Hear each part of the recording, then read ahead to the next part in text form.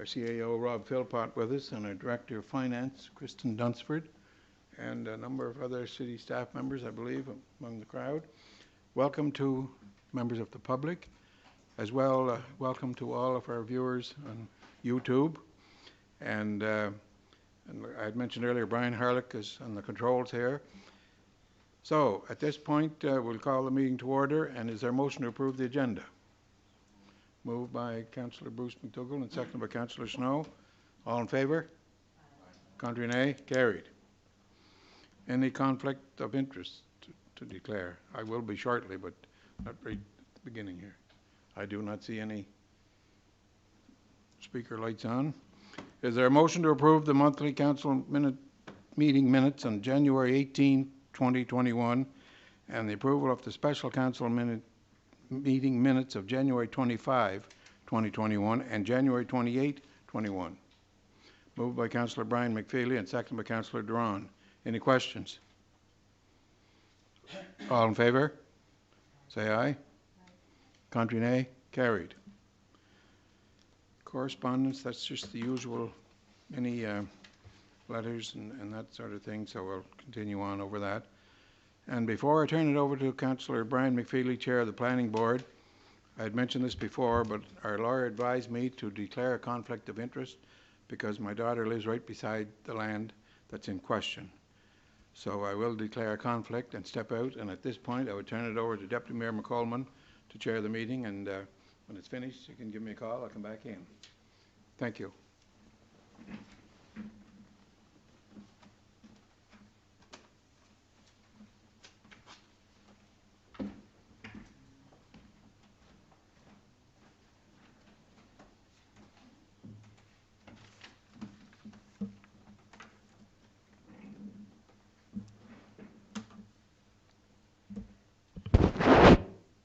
I'll just do one thing.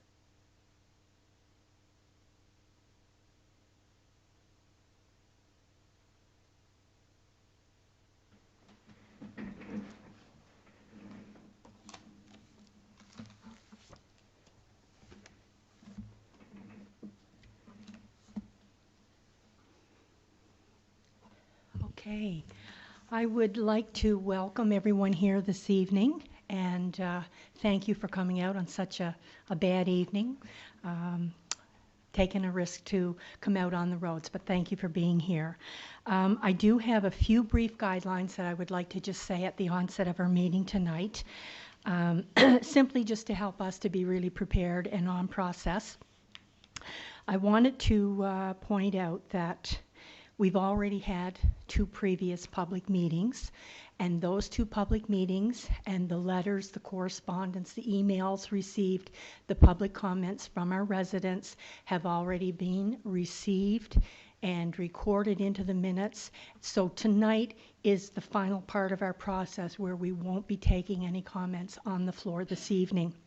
The second thing that I do want to point out to fellow council members is that if you have any comments to say, please ensure that your lights are on. I will take you in order of the lights coming on. And the other thing, for the benefit of us to hear as well as our residents, if we don't speak over one another so that everybody can hear what's being said, that would be really appreciated and helpful. And the other thing, and I don't think we'll have this, but we usually just try to point it out, this has been a very serious issue for everyone all along, the residents and council. So one of the things that we would ask is that there wouldn't be any clapping or booing or anything like that. And I don't expect that, but we're just saying that to be fair and upfront. Anyway, at this point, the final thing I want to point out is that for the benefit of our residents, we have received letters on the weekend from many of the residents, and I just want to acknowledge that we have, although some councils may or may not have responded that we've received them. They have been received by council, and they certainly are very aware to us.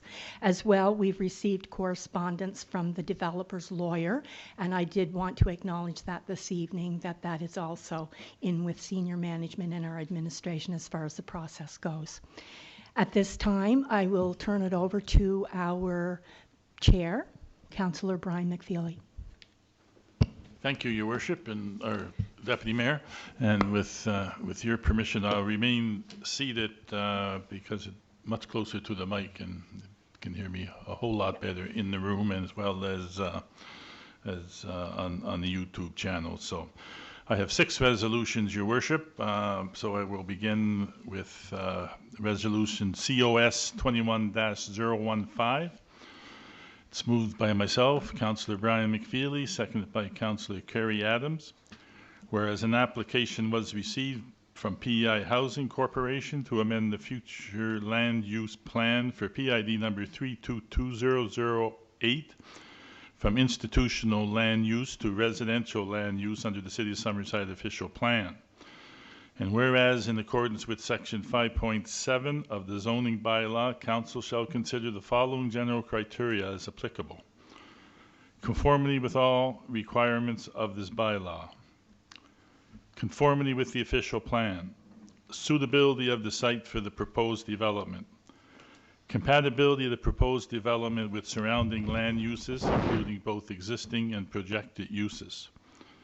Any comments from residents or other interested persons. Adequacy of existing water, sewer, road, stormwater and electrical services, city parking and parklands for accommodating the development and any projected infrastructure requirements. Impacts from the development on pedestrian vehicular access and safety and on public safety generally. Compatibility of the development with environmental, scenic and heritage resources. Impact on city's finances and budgets, other matters as specified in this bylaw, other matters as considered relevant. Be it resolved that official plan amendment 429 to amend the City of Summerside official plan be hereby formally adopted. And this bears the recommendation of the Planning Board meeting held February 22nd, 2021, Deputy, and I'll read into the official record the official plan amendment 429 to amend the City of Summerside official plan. The Council of the City of Summerside, under authority vested in it by Section 18 of the Planning Act, RSPEI 1988 Cap P-8, hereby enacts as follows.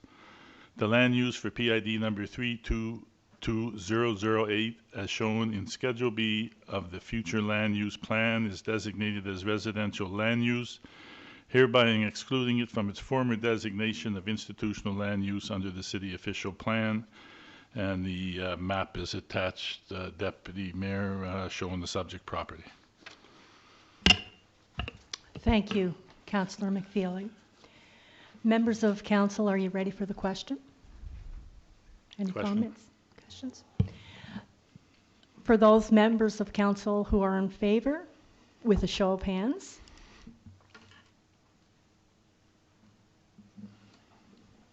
Okay, unanimous. Thank you. Brian.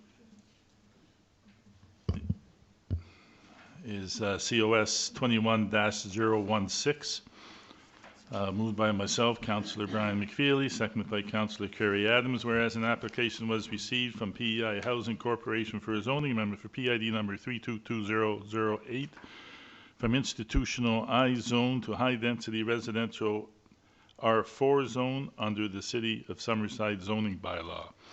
And whereas zoning bylaw amendment 430, a bylaw to amend the City of Summerside zoning bylaw, was read and declared as read the first time at the council meeting held on December 25th, 2021. And whereas in accordance with section 5.7 of the zoning bylaw, council shall consider the following general criteria as applicable.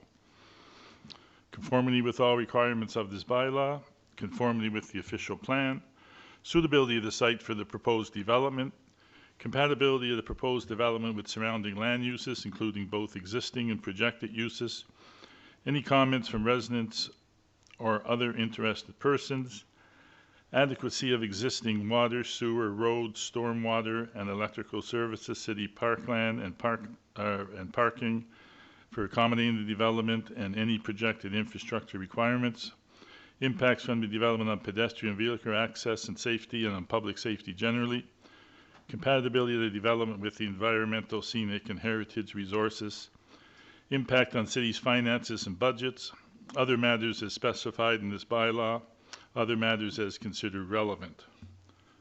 Be it resolved that zoning amendment 430, a bylaw to amend the City of Summerside zoning bylaw, be hereby declared as read a second time.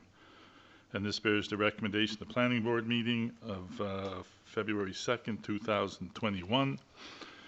And Schedule B, the zoning amendment 430, bylaw to amend the City of Summerside zoning bylaw. The Council of the City of Summerside, under authority vested in it by Section 18 and 19 of the Planning Act, RSPI 1988, Cap P-8, hereby enact as follows.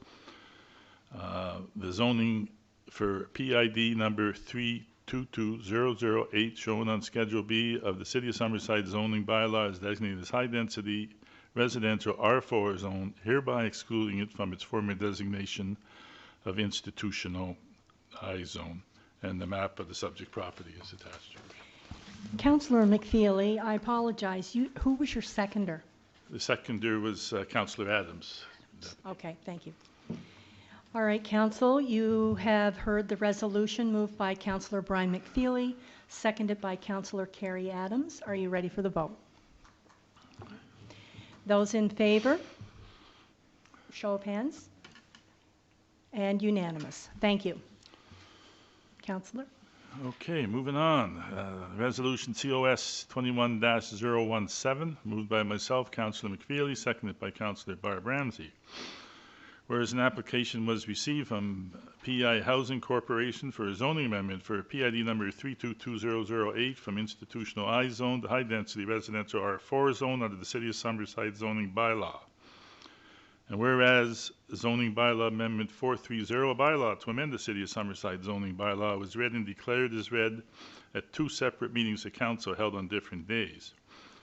Be it resolved that zoning amendment 430, a bylaw to amend the City of Summerside zoning bylaw, be hereby formally adopted. Thank you, Councillor. Resolution COS 21017, moved by Councillor Brian McFeely, seconded by Councillor Barb Ramsey. You've all heard the resolution. Are you ready for the vote, Council? Okay. By show of hands, those in favor? Okay. Unanimous. Can we just point out to the folks who are watching what this resolution means? That it's that property on Central Street for affordable housing. Be formally known, I guess, as the manor. The old manor. The old manor. Right, and so. On Granville Street, which will now be affordable housing constructed by the province. Yeah. So we're pretty excited about that. I thought it'd be nice for you guys to know what that was after all that chatter. Thank you, Councillor McFeely. Chattering. Chattering. Are you ready to continue, Councillor McFeely? I'm ready to continue, yeah. So we're moving on to Resolution COS 21-018, moved by myself, Councillor Brian McFeely, seconded by Councillor Barb Ramsey. Whereas an application was received from Robbins Equity Group Limited for a zoning amendment for PID number 1005123 from single-family residential R1 zone to low-density mixed residential R2 zone under the City of Summerside zoning bylaw. And whereas zoning bylaw amendment 004, a bylaw to amend the City of Summerside zoning bylaw, was read and declared as read a first time at the council meeting held on January 28, 2021. And whereas in accordance with section 5.7 of the zoning bylaw, council shall consider the following general criteria as applicable: conformity with all requirements of this bylaw, conformity with the official plan, suitability of the site for the proposed development, compatibility of the proposed development with surrounding land uses, including both existing and projected uses, any comments from residents and or other interested persons, adequacy of existing water, sewer, road, stormwater, and electrical services, city parking and parkland for accommodating the development and any projected infrastructure requirements, impacts from the development on pedestrian vehicle access and safety and on public safety generally, compatibility of the development with environmental, scenic, and heritage resources, impacts on city's finances and budgets, other matters as specified in this bylaw, other matters as considered relevant. Be resolved, zoning amendment 004, a bylaw to amend the City of Summerside zoning bylaw be hereby declared as read a second time. And contrary to the package that went out, it says that this does not bear the recommendation of planning board meeting held on February 3rd, 2021. I believe the package that went out initially said it bared the recommendation, so that stands corrected in this resolution, you Deputy. And I'll read into the record the attachment to zoning amendment 004, a bylaw to amend the City of Summerside zoning bylaw. The Council of the City of Summerside, under authority vested in it by Section 18, Section 19 of the Planning Act, RSPEI 1988, Cap P-8, hereby enact as follows. The zoning for PID number 1005123, shown on Schedule B of the City of Summerside zoning bylaw, is designated as low-density mixed R2 zone, hereby excluding it from its former designation of single-family residential R1, and the map of the subject property is attached, Your Worship. Thank you, Councillor McFeely. Members of Council, you've heard Resolution COS 21018, moved by Councillor Brian McFeely, seconded by Councillor Barb Ramsey. Are you ready for the vote? Any comments? Question? Any comments? I do.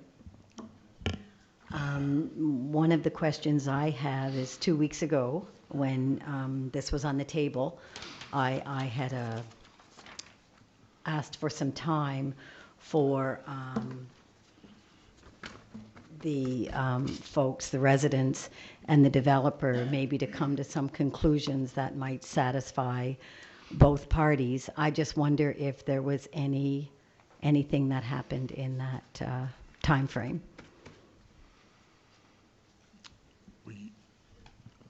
The only thing CAO is...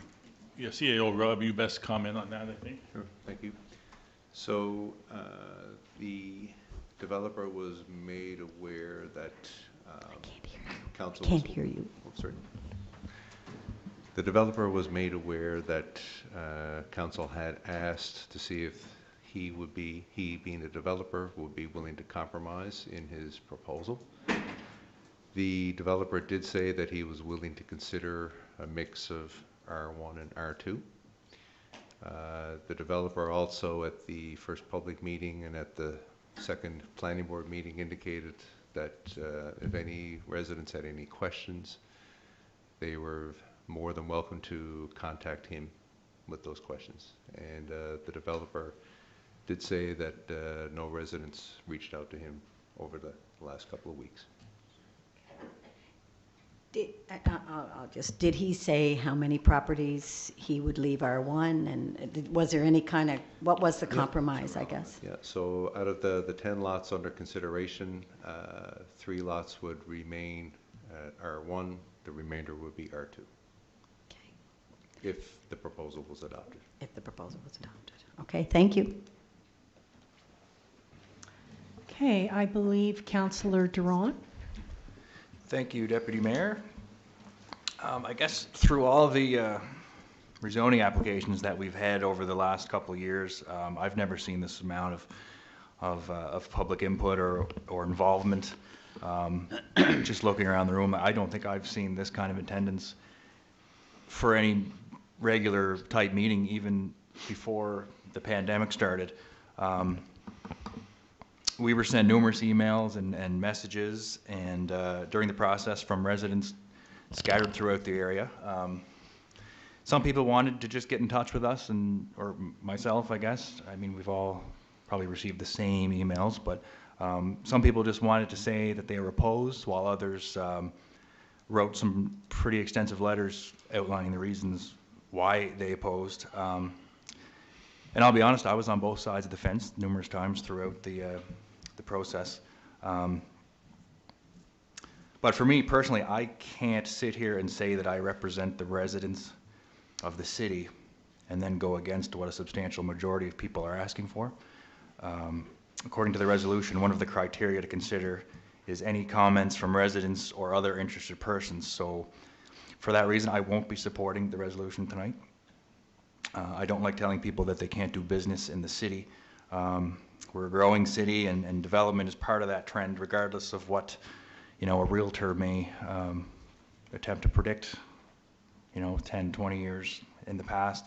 The land is zoned R1, and I truly hope that if this doesn't go ahead tonight, that it is developed as R1, whether that's tomorrow or in a few weeks' time or in a few years' time.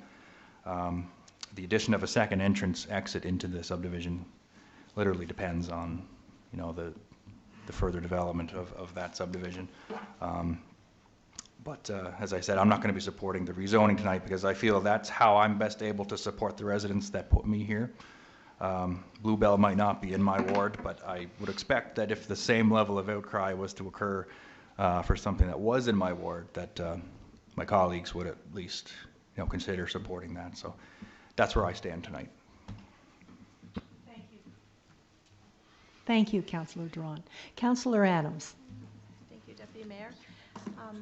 Just wanted to thank everybody for the show of support for your neighbors. That's a tremendous thing to be able to do for each other, because lots of times day to day we pass each other and wave and don't know, even who's who. So this, I'm sure, was a great activity to get to know who's all around you. As Councillor Ramsey had mentioned, regarding the developer,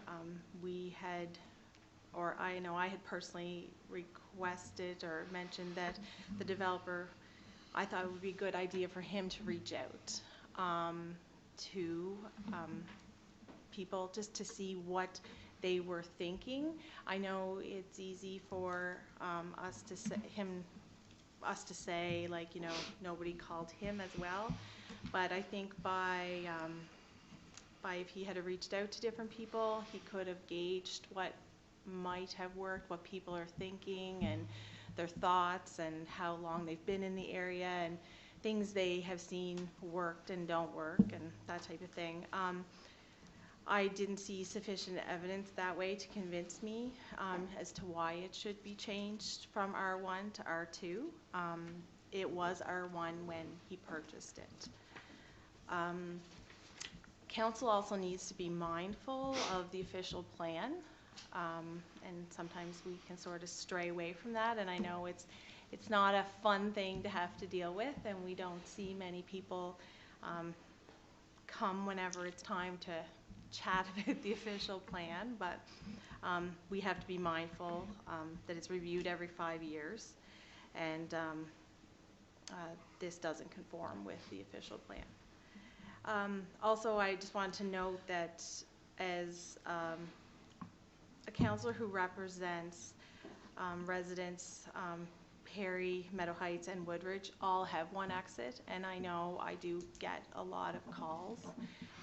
The concern, especially when you have a larger one such as Woodridge, where hundreds of people would be trying to get out at one time. So I understand that concern, that vehicle access and pedestrian safety is an issue, and for those reasons I won't be supporting this tonight. Okay. And Councillor McDougall. Thank you, Deputy Mayor.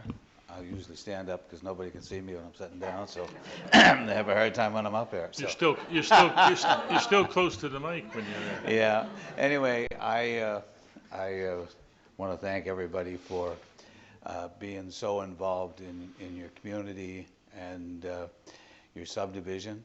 Over the years, I've had a few very similar to this. In fact, a couple of years ago, we had one out in St. Eleanor's, and but there was a compromise worked out, and it was worked out earlier in the game. It wasn't a compromise that came in late, and I know COVID has probably had a toll on this because the developer couldn't come down, but you know, I've listened to a lot of the residents. I've read all your letters. and emails, and I have a hard time. All of council has had a hard time with this, and we are a little city that's always grasping at straws to get the development. Development is here at our doorstep, but do you take it at any cost? So you know, the thing that's in front of us here tonight, I will not be supporting just because of the residents. I like how you're involved, and you know, if there would have been a compromise that everybody could have agreed to, I'd be there for you too. So anyway, thank you. Thank you, Councillor McDougall. Councillor Bryan Thank you. McFeely, Thank excuse you, me. Deputy Mayor. I'm not quite as horizontally challenged as my colleague over there, so I'll remain seated. You know, these are always a difficult one. In my 6 years on council, we've had several like this, and I think my track record on voting for those has always been to support the people, and I really, in my heart, feel that you know, citizens should have the right and the say in how their neighborhood and communities are developed, particularly. And I think this is more around, you know, moving things from R1 to R2 as opposed to the other zonings. You know, I think people, you know, purchase their properties in particular areas for particular reasons, and you know, should be able to do that with confidence that you know, the zoning next door is not going to be changed when it's already R1. So I could go on and on about it, but you know, the bottom line is I will not be supporting the resolution for that very reason. I think I've been consistent in my 6 years on council with regards to that, and really comes down to, you know, people should have the ability to define what their neighborhood looks like. So that's my position on it. Thank you, Councillor McFeely. I'll go with Councillor Corey because you haven't spoken as yet. Councillor Snow. Short, I think I will stand just so everybody realizes how short I am. But no, like everybody said so far, this has been a really tough one. It's tremendous to see the residents of the area come together. And that said, I also see the value in developing that land and increasing our housing stock, which I think is a very important part of getting out of the housing crisis we're in right now, because we do need more housing, there's no doubt about it. But to Councillor McFeely's point, I do feel that in this circumstance, that was a well-established neighborhood that residents had purchased their houses with R1 development in mind, and I haven't got past the point to see a reason to change it to an R2 other than possibly financially, and I think it still possibly can be developed regardless. So tonight I won't be able to support the motions. Thank you, Councillor Snow. And I believe Councillor Ramsey, you were next. Thank you, Deputy Mayor. And I didn't really speak. I had a question, so but now I want to speak to the people who have come in here tonight and taken the time to do so. This has been the toughest decision in my 2 years on council, because I ran on housing. And I ran on all sorts of housing. I ran on affordable housing. I ran on senior housing. I just ran on housing because of the shortage that we have here in Summerside. So it weighs heavy on me. I have total respect for every one of you coming in here tonight and speaking up for your community. I understand. And I am going to listen to the people because that's my job as a counselor. I hope that, you know, somehow R1 can take place there, and that eventually as they move down the road a little bit, that some R2 can come into place and we get another exit and all those great things happen. I would really like to see it all work for everybody involved. So for those reasons, I can't support the R2 zone tonight, and but thank you for coming in, folks. So just so I'm clear, did you say you can't support the R2 zone? I won't be supporting. Okay.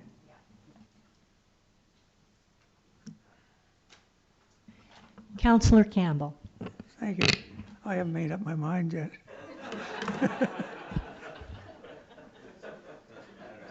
Doesn't matter, Greg. We got you. I'd like to say thank you to my fellow councillors for not letting me know one goddamn thing about it. I've been sneaking around for 2 or 3 weeks trying to figure out how they're going to vote. Didn't have a clue.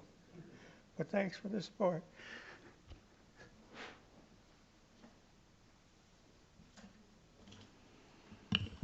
Okay, members of council, are you ready for the official vote? Okay. So resolution COS 21018, moved by Councillor Brian McFeely, seconded by Councillor Barb Ramsey. Members of council, are you ready for the vote?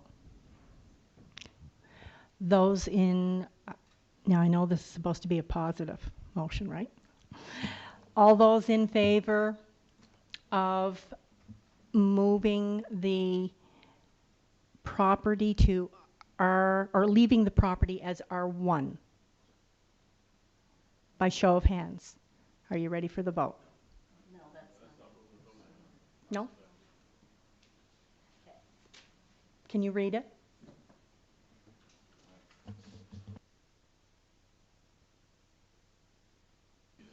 So the motion is, be it resolved that zoning amendment 004, a bylaw to amend the City of Summerside zoning bylaw, be hereby declared as read a second time. That's the motion. Thank you for rescuing me. This is all new for me. I don't do this all the time. Anyway, so members of council, by show of hands, are you in favor of the resolution staying as an R1? I've done it wrong again. Brian, you move the motion.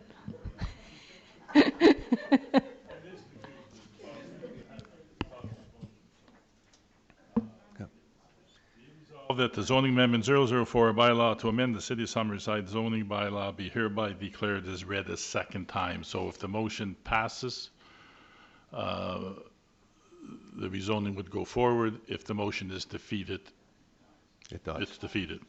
So, yeah. By show of hands, vote. Councillors, All those all in in favor? favor? Okay, so the motion is carried.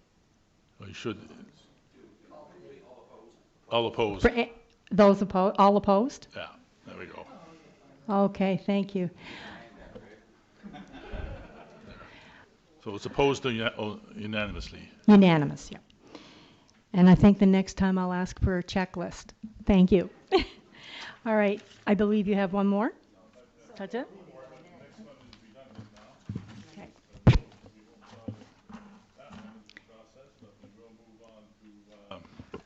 We'll move on to the next resolution, unrelated to this particular topic.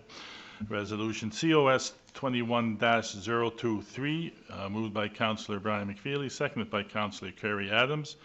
Whereas an application was initiated by the City of Summerside, represented by Laurie Ellis, Arts, Heritage and Culture Director, for a discretionary use for PID number 322438 to allow a solar energy collector system at 33 Summer Street in the institutional I zone under the City of Summerside zoning bylaw.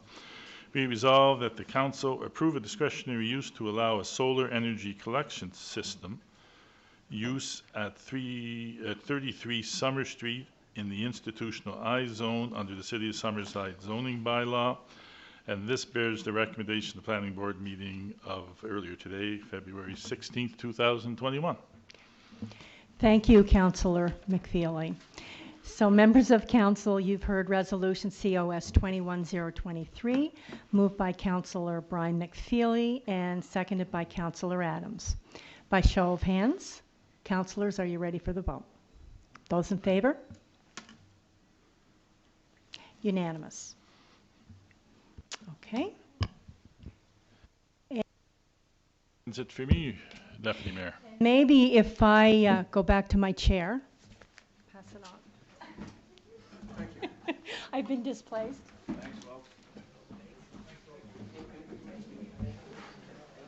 Thank you, everybody. You're welcome to stay for the rest of the meeting if you want, but we understand.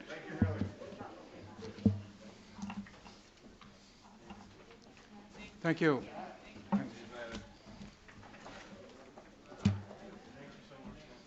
Okay.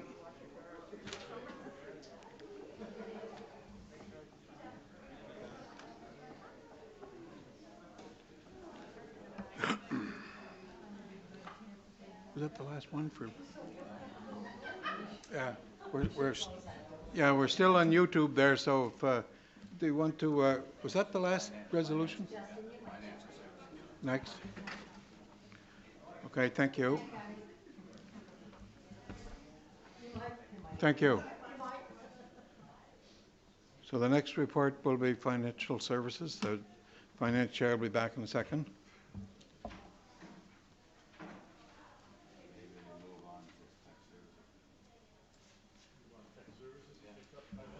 Okay, we'll, Councillor Drawn, Chair of Tech Services, the floor is yours, sir. Okay. While you're still, Thank you, Your Worship. I'll stand for the report, but then, I might stay standing for all of it. We'll see. Yeah, so I'll get right into the report here for Tech Services to move along. The preparations for the 2021 construction season are well underway. Staff are continuing in the process of preparing budgets for the 2021 capital projects. Staff have started the preliminary stages of designing and preparing some tenders for next season. This work will continue over the next couple of months. It is anticipated that the first few tenders will go out in late March, early April, in order to be ready for May construction starts. Staff continues to review and assist the public with pending developments and building permits to be issued for this year. Staff have been busy with numerous planning-related activities this past month, and some of those items will be before us tonight for consideration and approval. 10 building permits with a value of $2.1 million were issued for the month of January. We issued 6 semi-detached, 1 commercial addition, 1 commercial renovation, and then 2 for fences and residential renovations. As you can see, with 3 new semis for a total of 6 new units in January, this sector continues to be a strong area of residential growth we are experiencing. Staff have continued to work with developers and citizens in order to complete inspections on their existing projects from 2020. Developers are stopping in and speaking to staff for assistance with their proposed projects for 2021. Citizens are also encouraged to ask for assistance with their projects that they may have planned for 2021. And I'd like to thank Aaron McDonald, the Director of Tech Services, for preparing this month's report. Are there any questions? any questions for the chair? I do not see any speaker lights on. The floor is still yours. Thank you, Your Worship. So I guess we have some resolutions to get through tonight. I'll just start at the top of the list. I think they're in order here. So Resolution COS 21-013, moved by myself and seconded by Councillor Snow, whereas CS 33 Greenwood Drive and Notre Dame intersection road closure bylaw was read a first time at the special council meeting on January 25th, 2021. And whereas CS 33 Greenwood Drive and Notre Dame intersection road closure bylaw was reviewed and given a recommendation at the February 2nd, 2021 Technical Services Committee meeting. Be it resolved that CS 33 Greenwood Drive and Notre Dame intersection road closure bylaw be declared read and formally approved as read a second time. And bylaw CS 33 and Schedule A are attached to the package. Moved by Councillor Drawn and seconded by whom? Councillor Snow. Councillor Snow. Well, the resolution, any questions? No questions, Your Worship. I guess just a comment on it. It seems like a logical step for that area and just traffic in that area all around. So that's all. All in favor, say aye. Contrary, nay.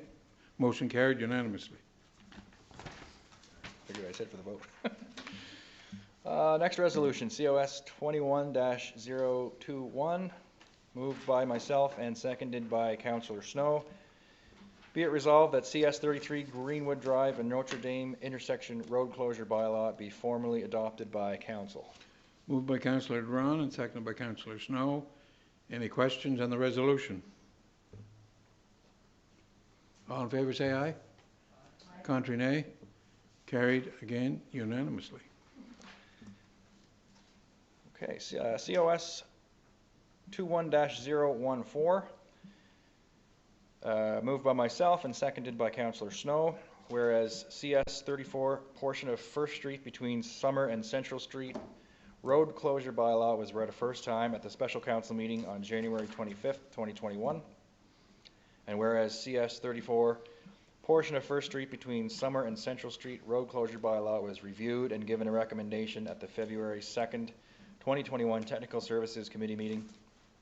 Be it resolved that CS 34 portion of First Street between Summer and Central Street road closure bylaw be declared read and formally approved as read a second time. And bylaw CS 34 and Schedule A are attached. Moved by Councillor Duran and seconded by Councillor Snow. Any questions on the resolution? Councillor Snow. Just for clarity, this road will not actually be closed until such a point where we receive a acceptable development agreement and then move forward. And if something happens where a development agreement, either we don't need that area or we can turn it back and revert it back to a, okay. Yeah, and Thank you. there's a significant, I believe, there's a significant amount of government funding attached to this closure bylaw too, so that's why we want to, Yep. kind of put it through anyway. Yep.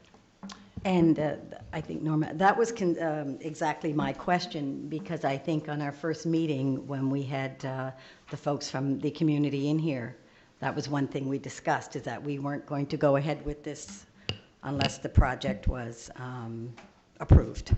Any project was approved for that corner. Okay, great, thank you. And I just wanted to make a comment, not a question, Councillor Duran. I did receive just late this past week from several business people in the downtown core, certainly not against the development, but they did have some comments and questions, but unfortunately they weren't able to be at the public meetings because they weren't aware of them at that time.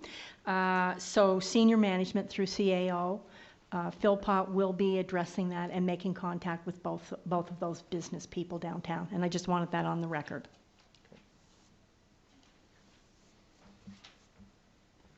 Did we vote on that one? Yeah. All in favor say aye. Contrary, nay. Carried.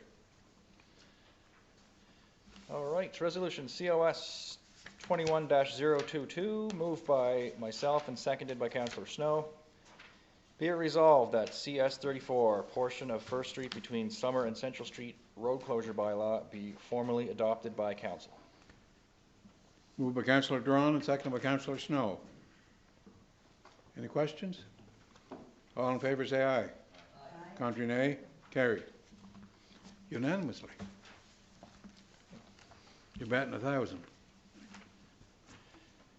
All right, so there's 3 more left, and these all relate to the Central Street Pope Road project. And the reason, it's pretty much laid out in here as to why. There's 3 resolutions here, so we actually have to rescind the 3 previous resolutions, just so we're able to, basically there was an oversight just on our part processing everything, so by doing this, we can stay on track, and we'll submit these basically again at one of our very next meetings, so that'll eliminate any delay getting into construction season. So if we didn't do this, there's a chance that just due to some errors that it would kind of go into the summer and we wouldn't be able to proceed on time. Did you want to add anything to that, CAO? Yeah, thank you, Mr. Chair. We would still be looking at a construction start date around the first week of May. First week of May still, so.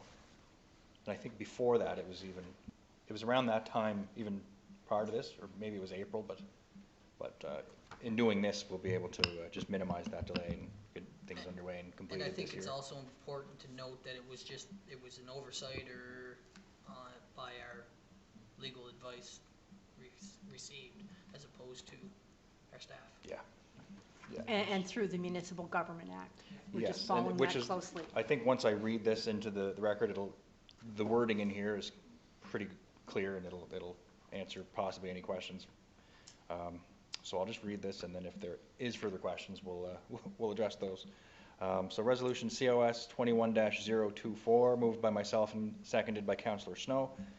Whereas on January 18th, 2021, Council unanimously passed resolution COS 21-003, which resolution provided notice of Council's intention to expropriate a portion of PID 453878. And whereas Council has determined that additional time is necessary to facilitate negotiations with landowners and to otherwise comply with the expropriation process established by the Municipal Government Act, RSPEI 1988. Be it resolved that pursuant to Section 126 of the Municipal Government Act, RSPEI 1988, Council for the City of Summerside hereby rescind Resolution COS 21-003. Moved by Councillor Duran, second by Councillor Snow. Any questions? All in favor say aye. Contrary nay. Carried. Great. So I think, yeah, that pretty much said what it was, just so we can comply with the Municipal Government Act. So the second one, Resolution COS 21-025, moved by myself and seconded by Councillor Snow, whereas on January 18th, 2021, Council unanimously passed Resolution COS 21-005, which resolution provided notice of Council's intention to expropriate a portion of PID 846808. And whereas Council has determined that additional time is necessary to facilitate negotiations with landowners and to otherwise comply with the expropriation process established by the Municipal Government Act, RSPEI 1988. Be it resolved that pursuant to Section 126 of the Municipal Government Act, RSPEI 1988, Council for the City of Summerside hereby rescind Resolution COS 21-005. Again, moved by Councillor Duran and seconded by Councillor Snow.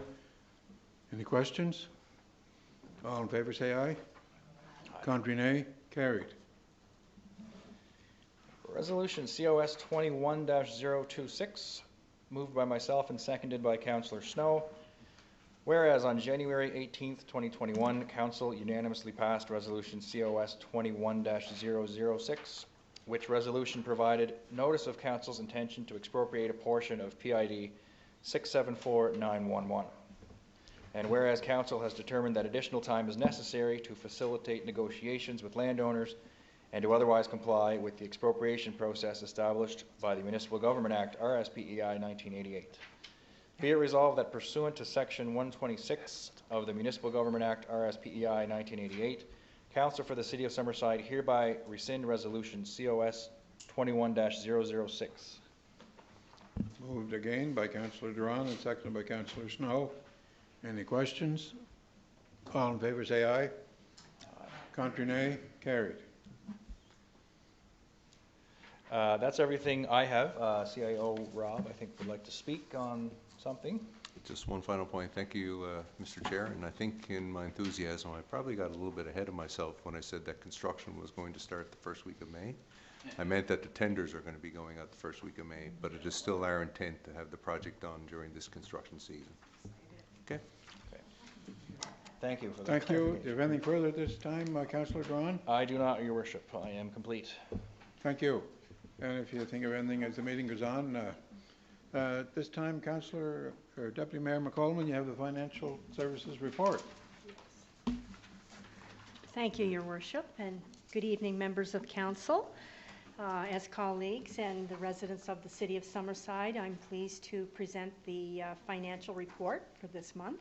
It's been prepared by Director Kristen Dunsford, and thank you for that, Kristen. The preparation of our 2021-2022 capital and operating budgets is well underway. We have been deliberating on the 2020-21 capital and operating budgets, and will be presenting this budget to our residents on Monday, March the 1st, 2021 at 6:30 p.m. in Council Chambers. Council will vote on this budget at the March monthly meeting scheduled for March 15th, 2021.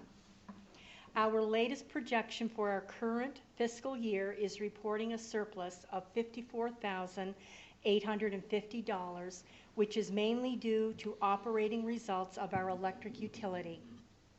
We continue to monitor impacts the pandemic is having and may continue to have on our operations moving forward. Our latest projection for our current fiscal year is reporting, as I've just mentioned, a surplus of $54,850. But now I would like to give an update on the status of our utility accounts receivable. As of February 12th, 2021, the following is being reported. Total overdue balance is $183,300 compared to $157,700 at January 15th, 2021.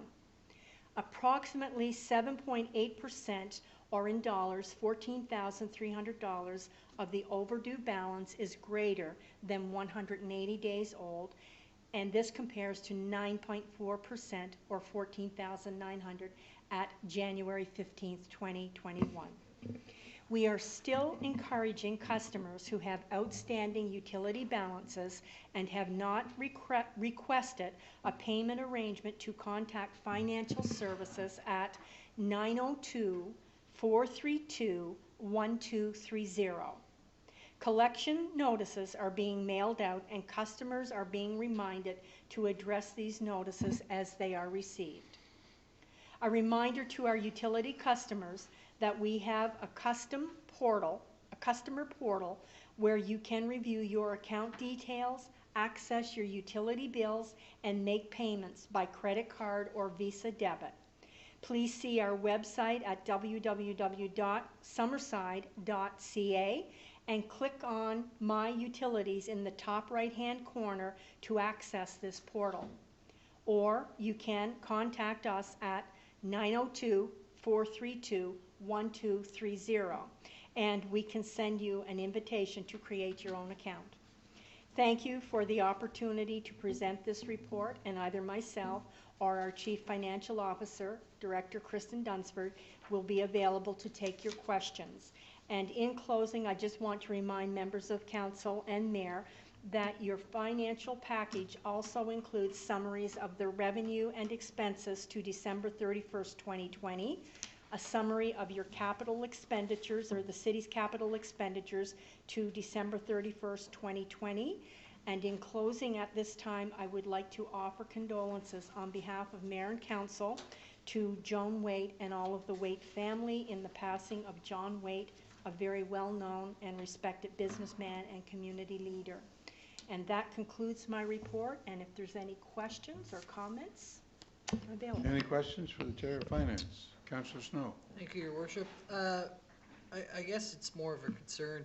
The 14,300, that's 180 days past due. That's 6 months past due. I'm just wondering, do they have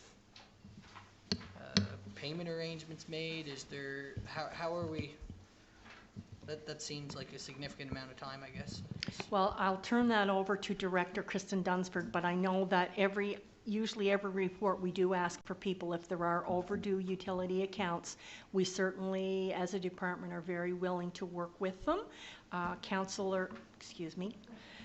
Director Dunsford may have more to add. Those would be customers that signed up for the COVID-19 support program. So we are monitoring those to make sure that they're coming in on time. So those amounts are falling in under that? Yes. Okay, thanks, everybody. Any further questions for the Chair of Finance? Okay, we'll continue on with the agenda. I think they want me to read another resolution. Pardon?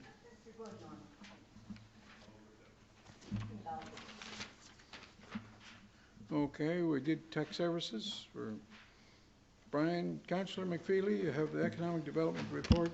Sir. Thank you, Your Worship. And it'll be brief for February. And I do want to acknowledge certainly Director Mike Tuska and Neil Moore for their work.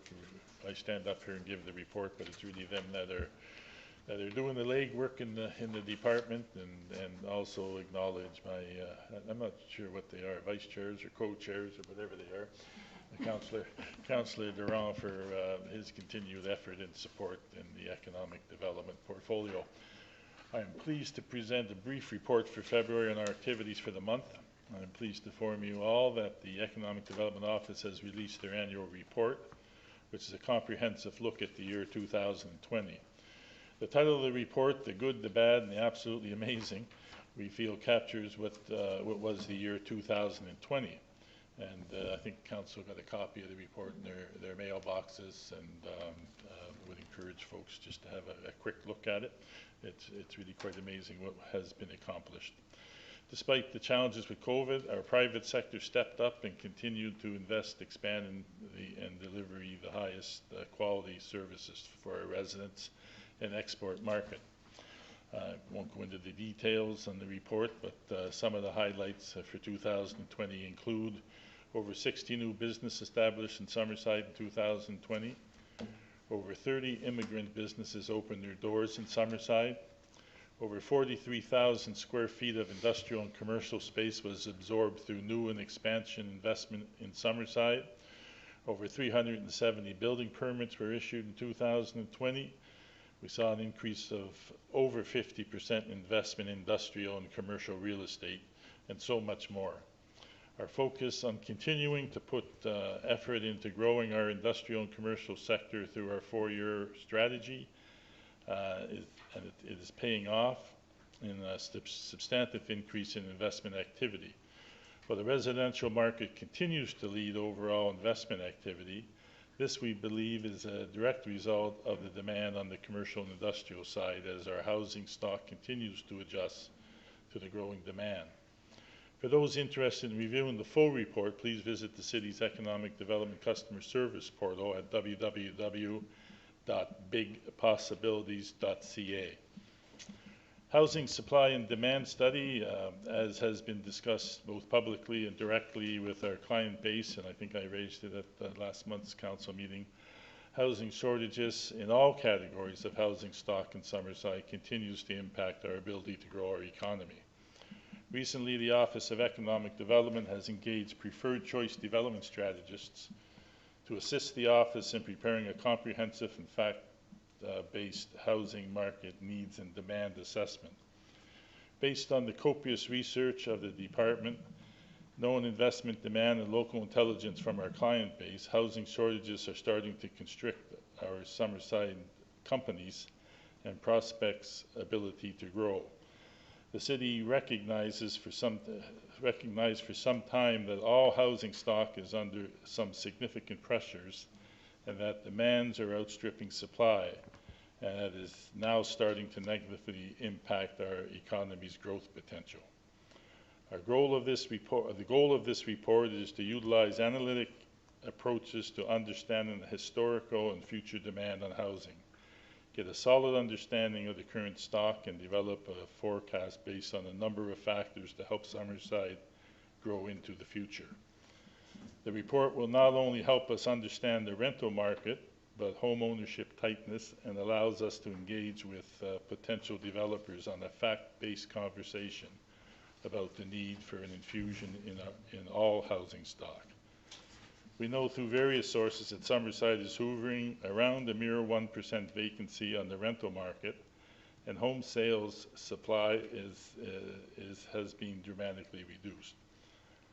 Our report is scheduled to be completed in early March, and we will ensure its public distribution, and then we'll also allow the department to engage in conversation with investors and developers alike on the investment opportunities in Summerside. That's the report for February. Thank you, Councillor McFeely. Any questions for the Chair of Economic Development? I do not see any speaker lights on. Sir, do you have anything further at this time? No, I'm good. Thank you. Thank you very much. Okay, we'll continue on. I believe we have the police and fire and emergency planning. Councillor Ramsey, the floor is yours. Thank you, and good evening, everyone. I'm going to do a police report for the month of January. Members continue to do virtual meetings because of the pandemic. Several meetings took place, including mobile mental health crisis team, bridge meetings every Tuesday and Thursday, along with Crime Stoppers, meeting with a local church group, and Notre Dame Place advisory meeting during January. SPS members continue to do checks of persons who are self-isolating because of the pandemic. During January, several members took a week-long crisis intervention course. One member volunteered coaching hockey with Bauer First Shift for kids who have never played hockey before. The occurrence statistics calls for service were 437. Traffic accidents were 25. Reported crimes of assaults and threats were 12. Theft reports were 18. Impaired driving offenses were 5. Highway Traffic Act charges were 115 plus 36 speeding. Break and enter reports, business and residential, were 2, and drug enforcement charges were 3. I would like to thank David Poirier for this report, Chief Poirier, and if you have any questions, you can ask me, and if I can answer them, I will, and if not, we can refer them to Dave. Thank you, Councillor Ramsay. I do not see any speaker lights on at this point, so Questions? no questions. Okay, thank you. Now I'm going to do my fire service report for January 2021. There were 11 calls for assistance during the month of January. 2 medical first responder calls, 3 alarm panel calls, 2 appliance fires, 1 structure fire, 2 miscellaneous calls, and 1 false alarm. And it says, even dealing with the adhering to restrictions, training is starting to ramp up again. There were 10 training sessions for the month that totaled 148 hours for the firemen. As well, our regular ongoing training, Summerside is hosting the theatrical component of Level 1 and Level 2 firefighting certification. Firefighters that are taking Level 1 will train for approximately 320 hours each. Firefighters that are taking Level 2 will train for approximately 240 hours each. Summerside has 10 firefighters taking one or the other, not to mention 10 of our senior firefighters are part of the team that facilitate the courses. The new Engine 3 has arrived and in service. Looking forward to the next 25 years. That concludes my fire service report. Mayor Stewart, if Thank anyone you. has any questions. I do not see any speaker lights on, so Okay. continue on. So I do have one other item that I would like to bring forward this evening. I may not be popular in bringing this forward. One thing I want to tell people before I even start to speak is anyone that wants to know anything regarding funds for this particular item that I'm going to speak of can find out. There's no secrets here, but I just want to make residents aware of what we're dealing with here on a regular basis, and especially last week during our budget process. I'd like to bring forward the information on ditch infilling for public awareness. I think since the budget discussions, I think among councillors, but you can judge yourself accordingly, but I think the budget discussions were confidential, so I'm not sure what you're Yeah, this has nothing to do with that. Oh, sorry. Mayor, no, Okay. this just has to do with, this always comes up during budget and it comes up throughout the year. So I just want to bring it forward so that residents are Yeah, no, I aware. was just referring to the numbers that council talked about. Yep, no, nothing to do with numbers. Yep. So I would like to bring forward information regarding ditch infilling for public awareness. This is my personal view. This has nothing to do with any other council. This is my view. I feel it is important for residents to know the amount of money being spent on aesthetic ditch infilling. So to make yards look beautiful, the city is paying for this. My job as a councillor is to let the city of Summerside residents know how their money is being spent. I took that oath 2 years ago, and I'm trying to keep that in mind. To date, there has been $24 million gone to aesthetic ditch infilling. $15 million of that coming from the city's budget. I am struggling with that amount being put into ditches when there are so many other worthy places this money could be spent to make a difference for our community as a whole. After just completing our budget process last week, there are many needs coming forward, with police and fire services unable to be addressed due to budget constraints. One way we can alleviate this problem is to minimize aesthetic ditch infilling. In addition to the impact on fire and police service, the city needs to address the 120-year-old infrastructure in the ground, dealing with ancient water mains throughout the city, paving, sidewalks, new fire hall, Pope and Central Street intersection, and the list goes on. The practice of ditch infilling started with amalgamation and has now been in place for almost 26 years. However, there was never an agreement or policy put in place to govern this. Yes, there was, but anyway, continue on. It is time to look at this practice, share the information with the community, and get their feedback. Are the majority of residents wanting to pay for aesthetic ditch infilling? How do we move forward? These ditches will take over 50 years to complete. How long do we continue to put up to $500,000 a year into this program? Prior to amalgamation in 1995, taxes in St. Elners were $1.51. Taxes in Wilmot were $1.56. And taxes in Summerside were $1.88. That's completely wrong. After amalgamation, over 5 years, the taxes in St. Elners and Wilmot gradually increased until all taxes became equal in 2000, which was $1.70. Taxes haven't been raised in 21 years since the year 2000 and remain at $1.70 for all residents. The communities with ditches that became part of the city with amalgamation have been receiving the same services as the rest of the city for nearly 26 years. An increase of only 19 cents and 14 cents respectively between 1995 and 2000.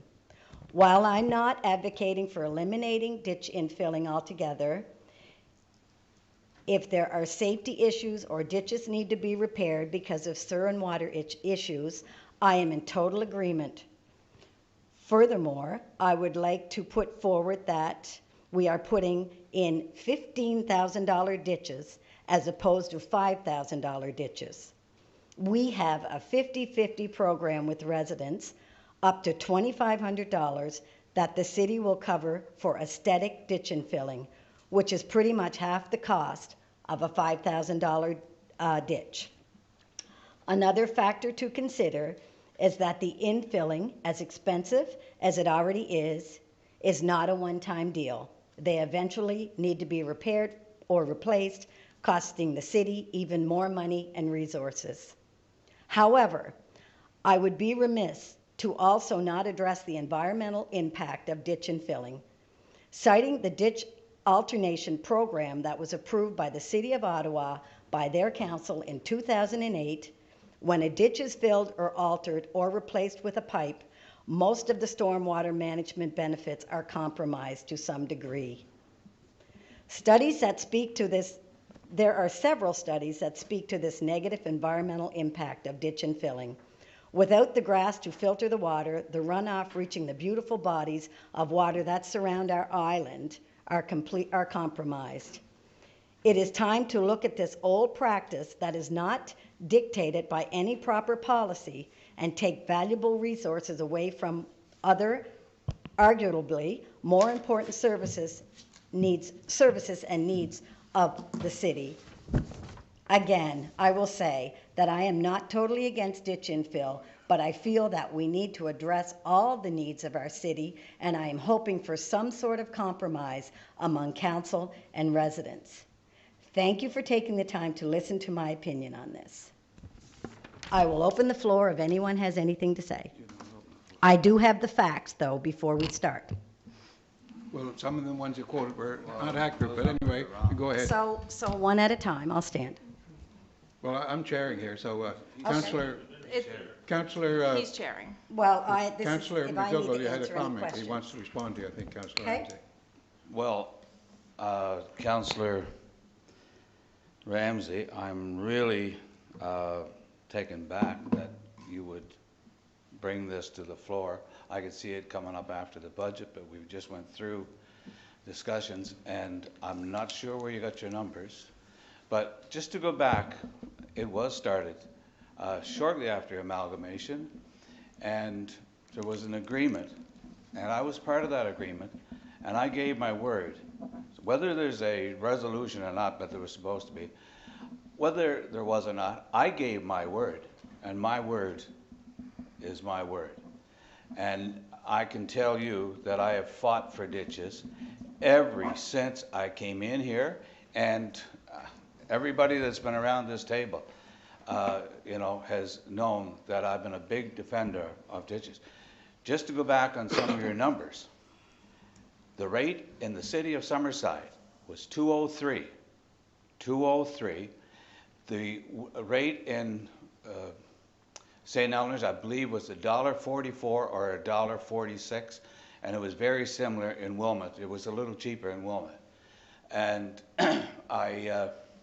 we went through a process, and you know, to go back on your thing about Ottawa, when we have to replace all these 107-year-old pipes in Summerside, do you want us to dig ditches and just leave them? I don't think so. So the aesthetics is got to be not. But this is something. And as far as compromising, there was years that we did compromise. We never put anything in the ditch infill. There was 1 or 2 years. But I can guarantee you that the outside community, I represent the outside community, and Wilmot, Sherbrooke, the councillors in those wards have supported everything, from the beautiful boardwalk we have, from the wellness center, the renovation at the police station, the renovation at City Hall. And like I said before, you cannot go to another city in Atlantic Canada and see the sidewalk system as good as ours and Kirby. It's just second to none. And you know, we've done this all, and we've supported ditch infilling all the time. We supported all these big projects, whether it was a wind farm, and any one of them. We've supported it all, and we've always, the outside councillors have always supported. But it's just been this unbelievable sarcasm over these ditch infilling that has been, I'm telling you, it's mind-boggling. And I don't know why we can't work together on this. You know, we did a resolution here of putting $500,000 in a year to the budget as a line item, not as a $500,000, that's it. And we gave last year, what did we give? I think it was 100 and some thousand out of it, almost 200,000. What did we give this year? Almost another 200,000. So I don't, pardon? Last year there was 700,000. Wasn't 700,000. Please don't interrupt him. It's okay, Carrie, I got this. You got it. Yeah. Anyway, I'm really proud of you there. Thank you. I just cannot. I'm going to answer your questions, Bruce. You had some questions for me? I'm going to answer them. I corrected some of your statements. No, where I got the figures was from finance. I've been working all week on this. Okay. And why I brought this forward tonight, I just want to correct you, because those numbers are wrong. Yeah, well, those numbers are wrong. You know. And the other part of it is, we came from $1.46 to $1.72. We're not $1.70. What's our rate? $1.72? 174. So you had it at $1.70. But I just want to remind you, that 203 down to $1.74, look at all the money that you saved.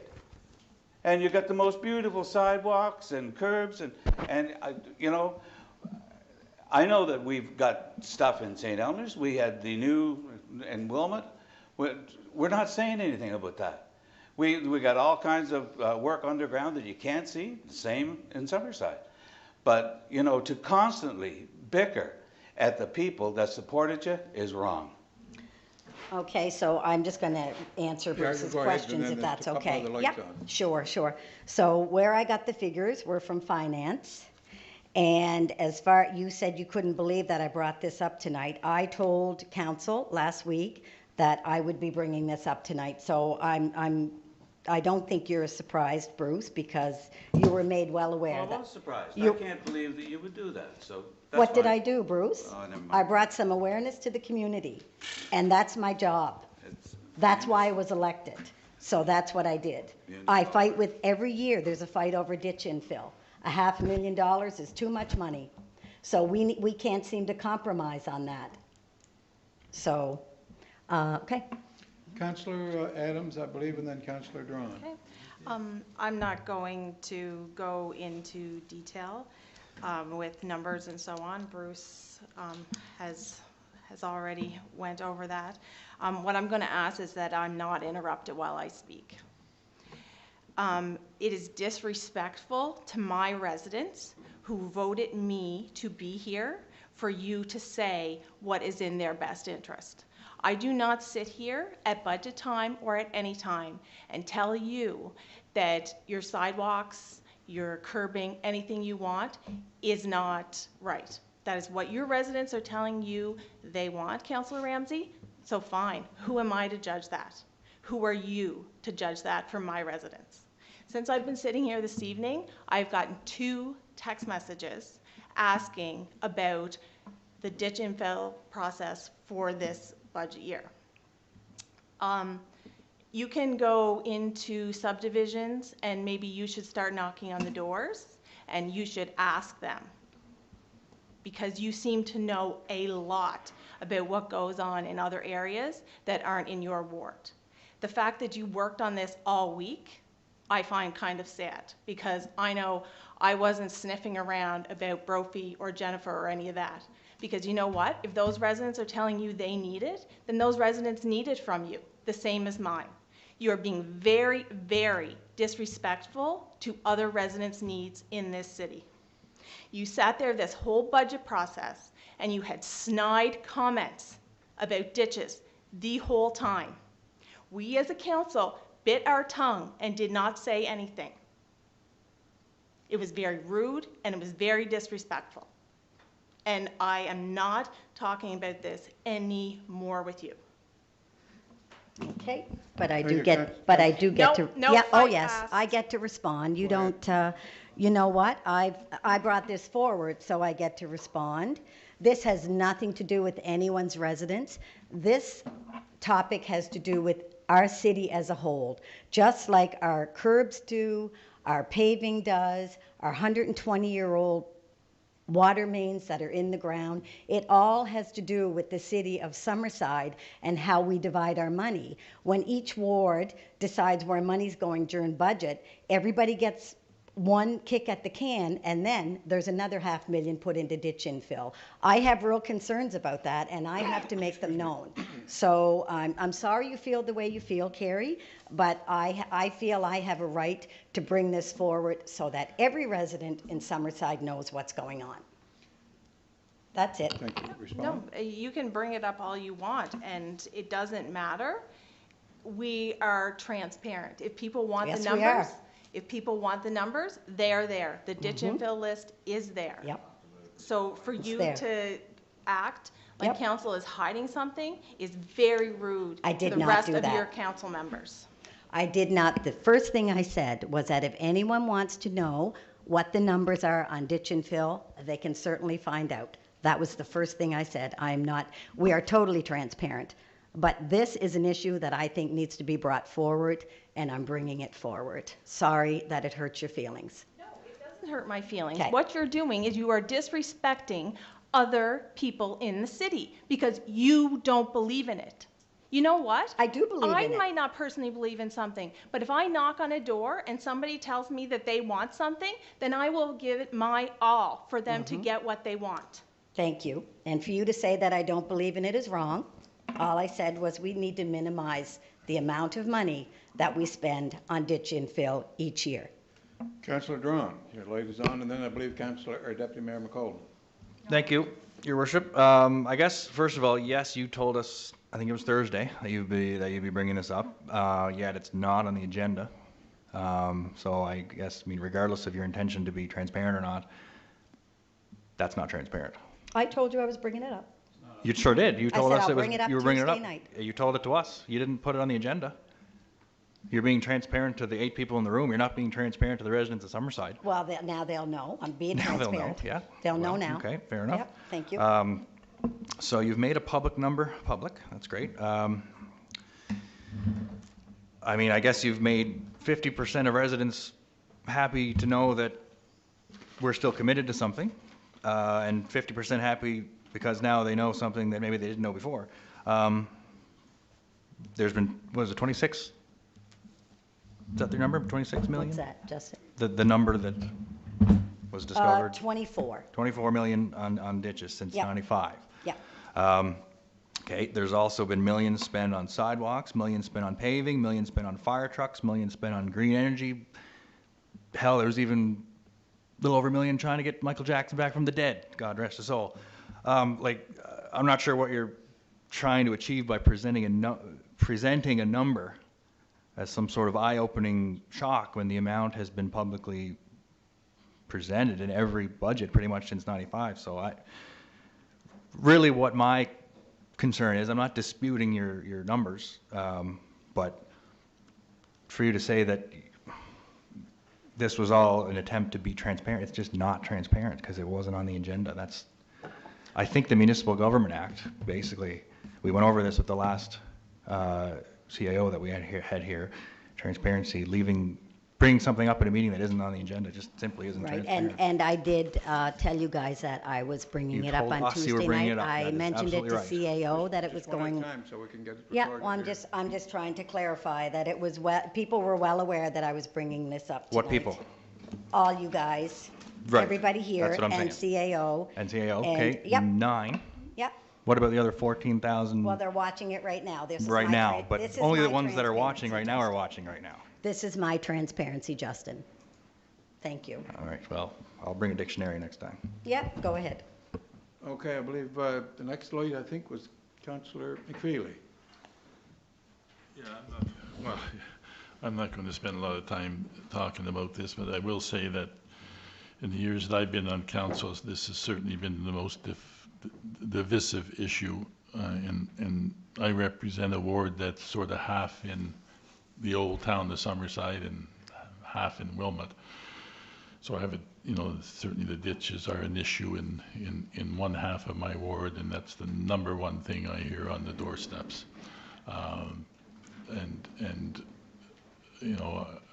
I feel responsibility to represent those citizens in council and support ditch infilling, and I have supported ditch infilling in the last several years, and I just look at this and I say, 25 million, which is not really a number that you can, as Councillor Durand is saying, unless you're doing the comparatives with other things. I mean, other things have had a lot more $1 million spent than $25 million on ditch infilling.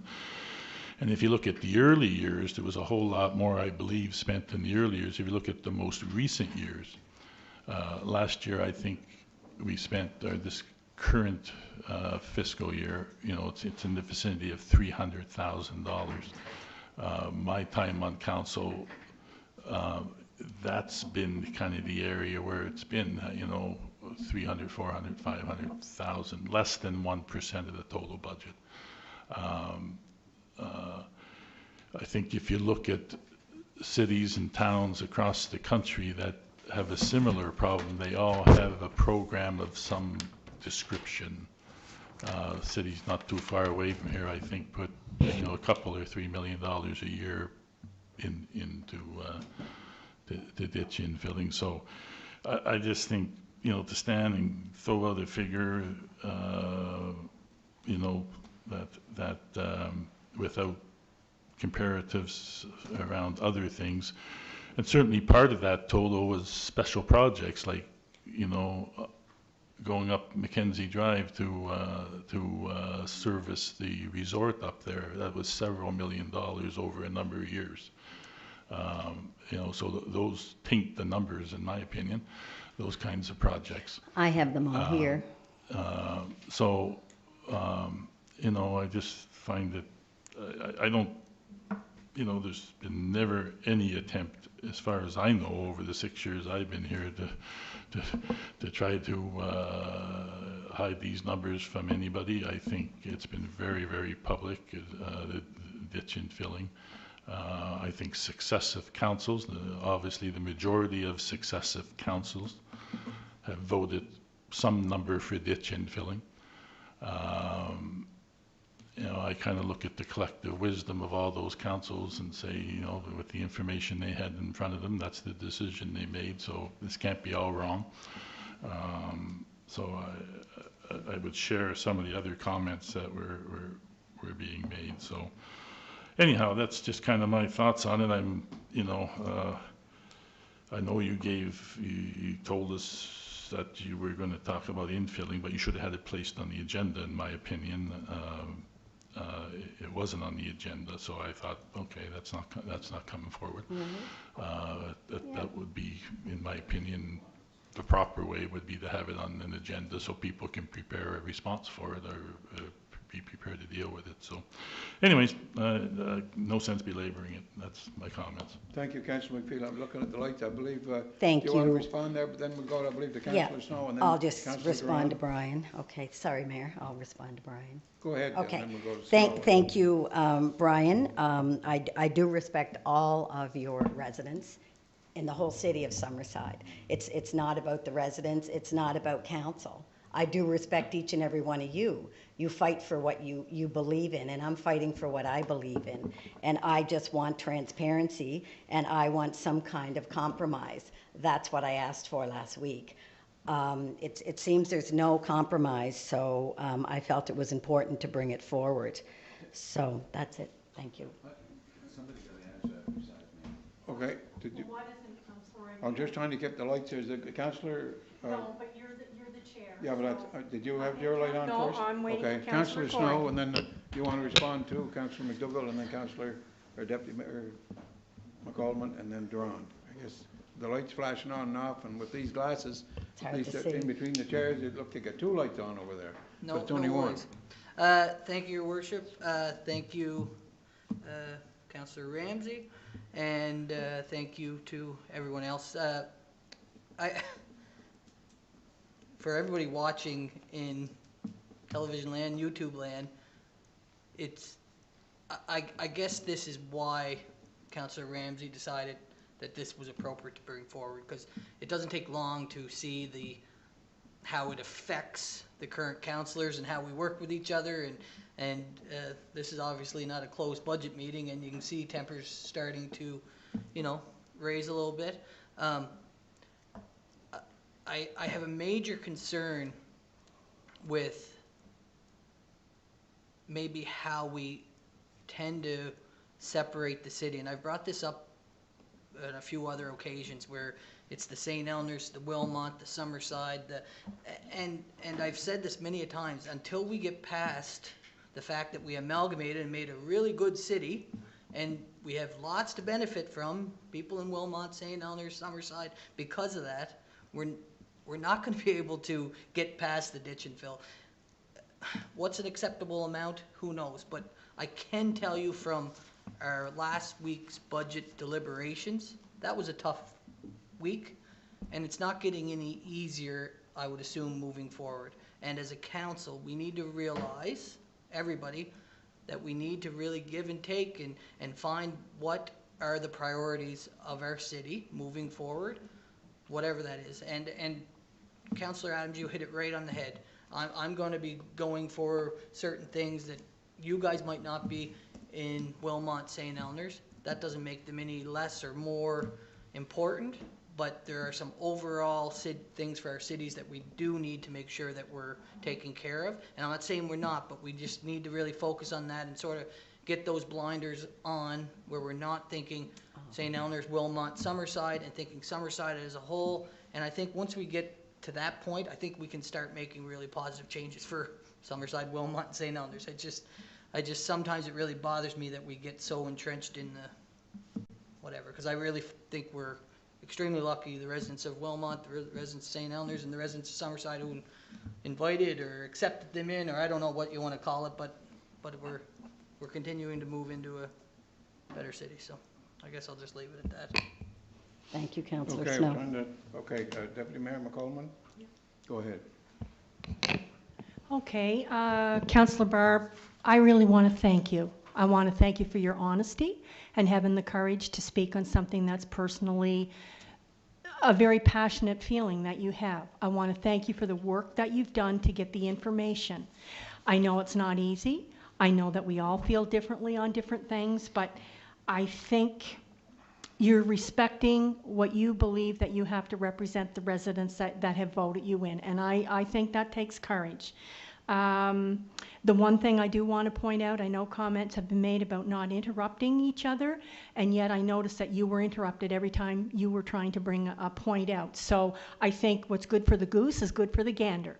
If we're going to interrupt you, then you're trying to give the facts of what you've gathered. And I think we all need to be aware of that.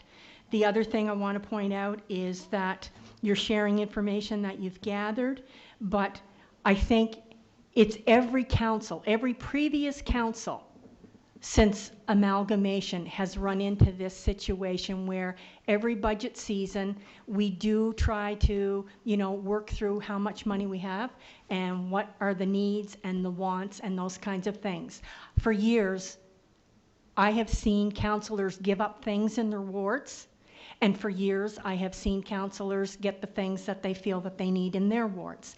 And as I've said last week in our budget process, I'm not talking money, but I think there is a feeling amongst councils from the 4 Old Town wards and from the 4 community wards, and since amalgamation we've been trying to work together as a family. And I think what that has done, it is at times it has created resentment, because some people in some of the wards in the Old Town say things to us and we have to represent them, and that's kind of what I see you're doing. You're hearing it from your residents, I hear it from mine. And so I think, for years we've heard about transparency. Well, I think what you're doing is bringing out something that is transparent, and I appreciate that. Whether it should have been on the agenda, whether it should not, you should not be shut down from having a personal opinion, and I applaud you for that. I don't think anybody's shutting anybody down. Well, maybe not necessarily shut down. I apologize for saying that. But the thing is, it takes a lot of courage to speak.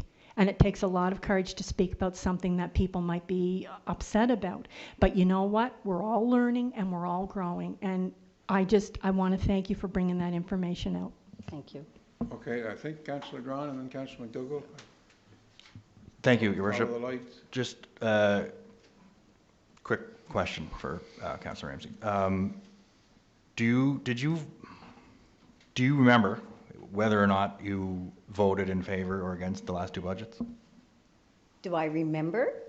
Yeah, I mean, I don't mean that in a, offensive way. Just, do you remember when you voted last Am I March on and the March trial here, before? Councillor No, Dawes? no. I'm just, did you vote for or against the last 2 budgets? I voted, if you want to know how I voted against ditch and fill, I No. voted against it because I didn't come to a compromise in what I would consider being a nice amount for ditches.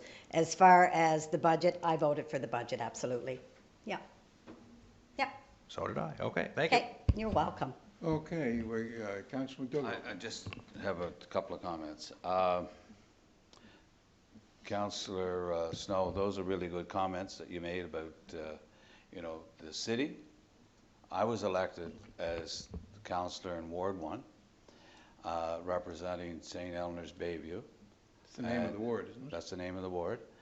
And I have worked a long time to bring this city and help bring this city to where it is today.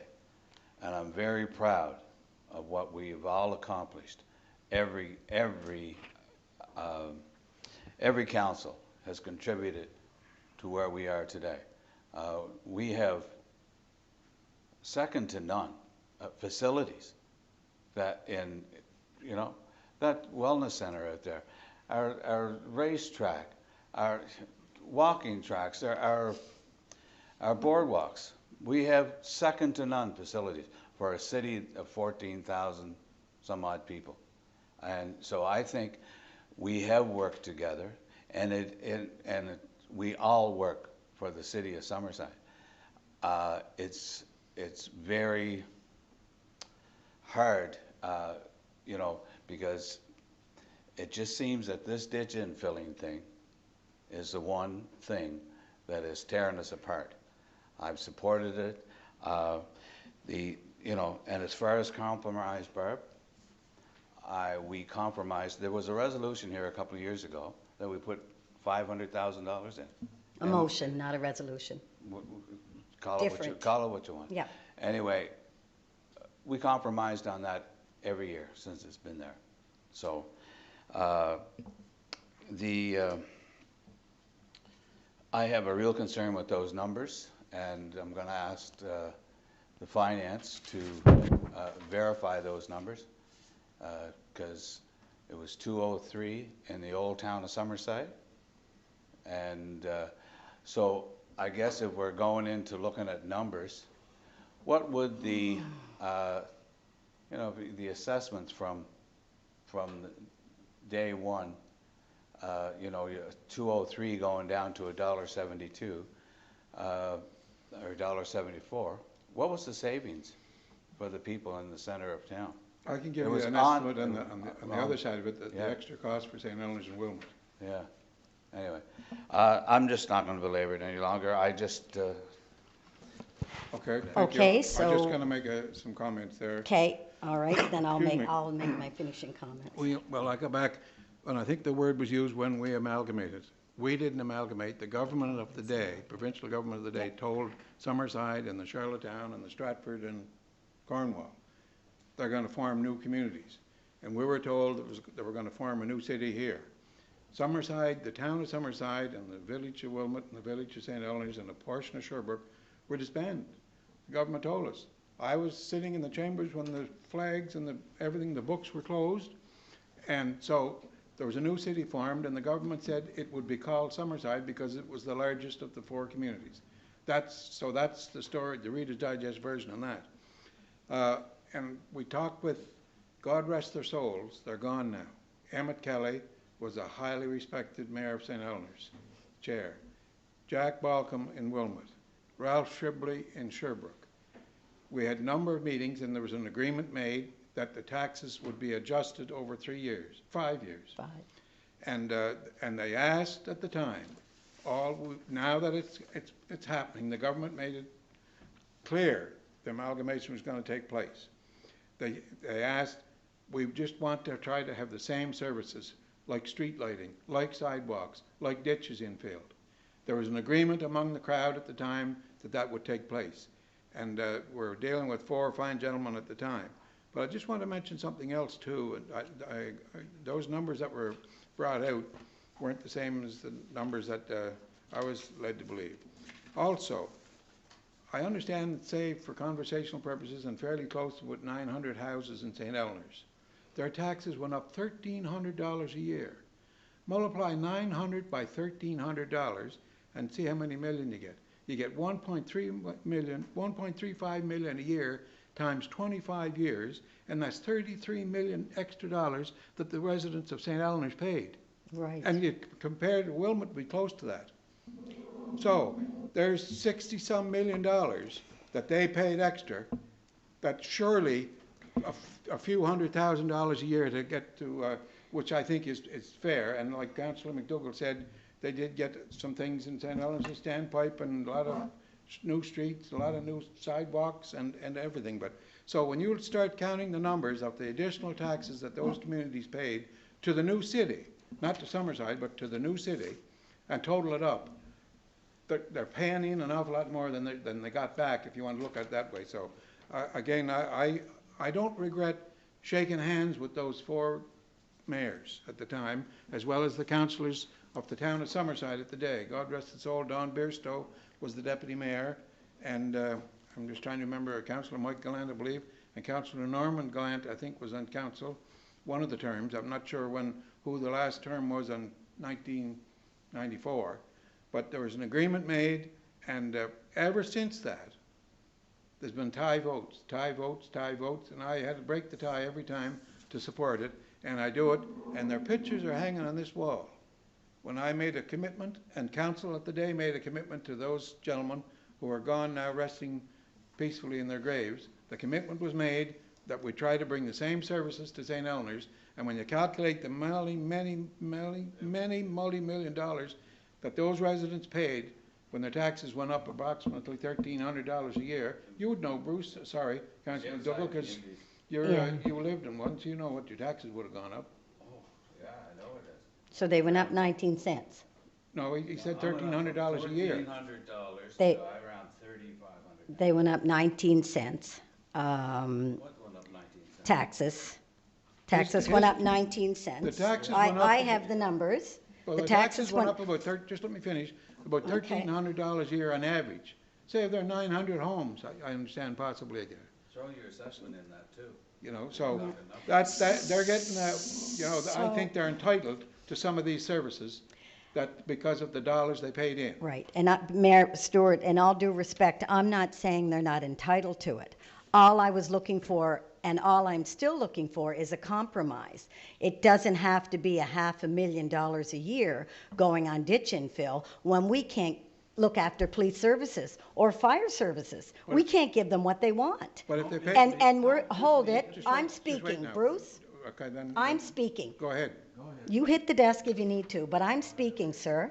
And it's been 21 years since our taxes have gone up. And you know what? I know you shook those hands of those fine gentlemen, and I have total respect for them. This is 21 years later. We are still filling ditches.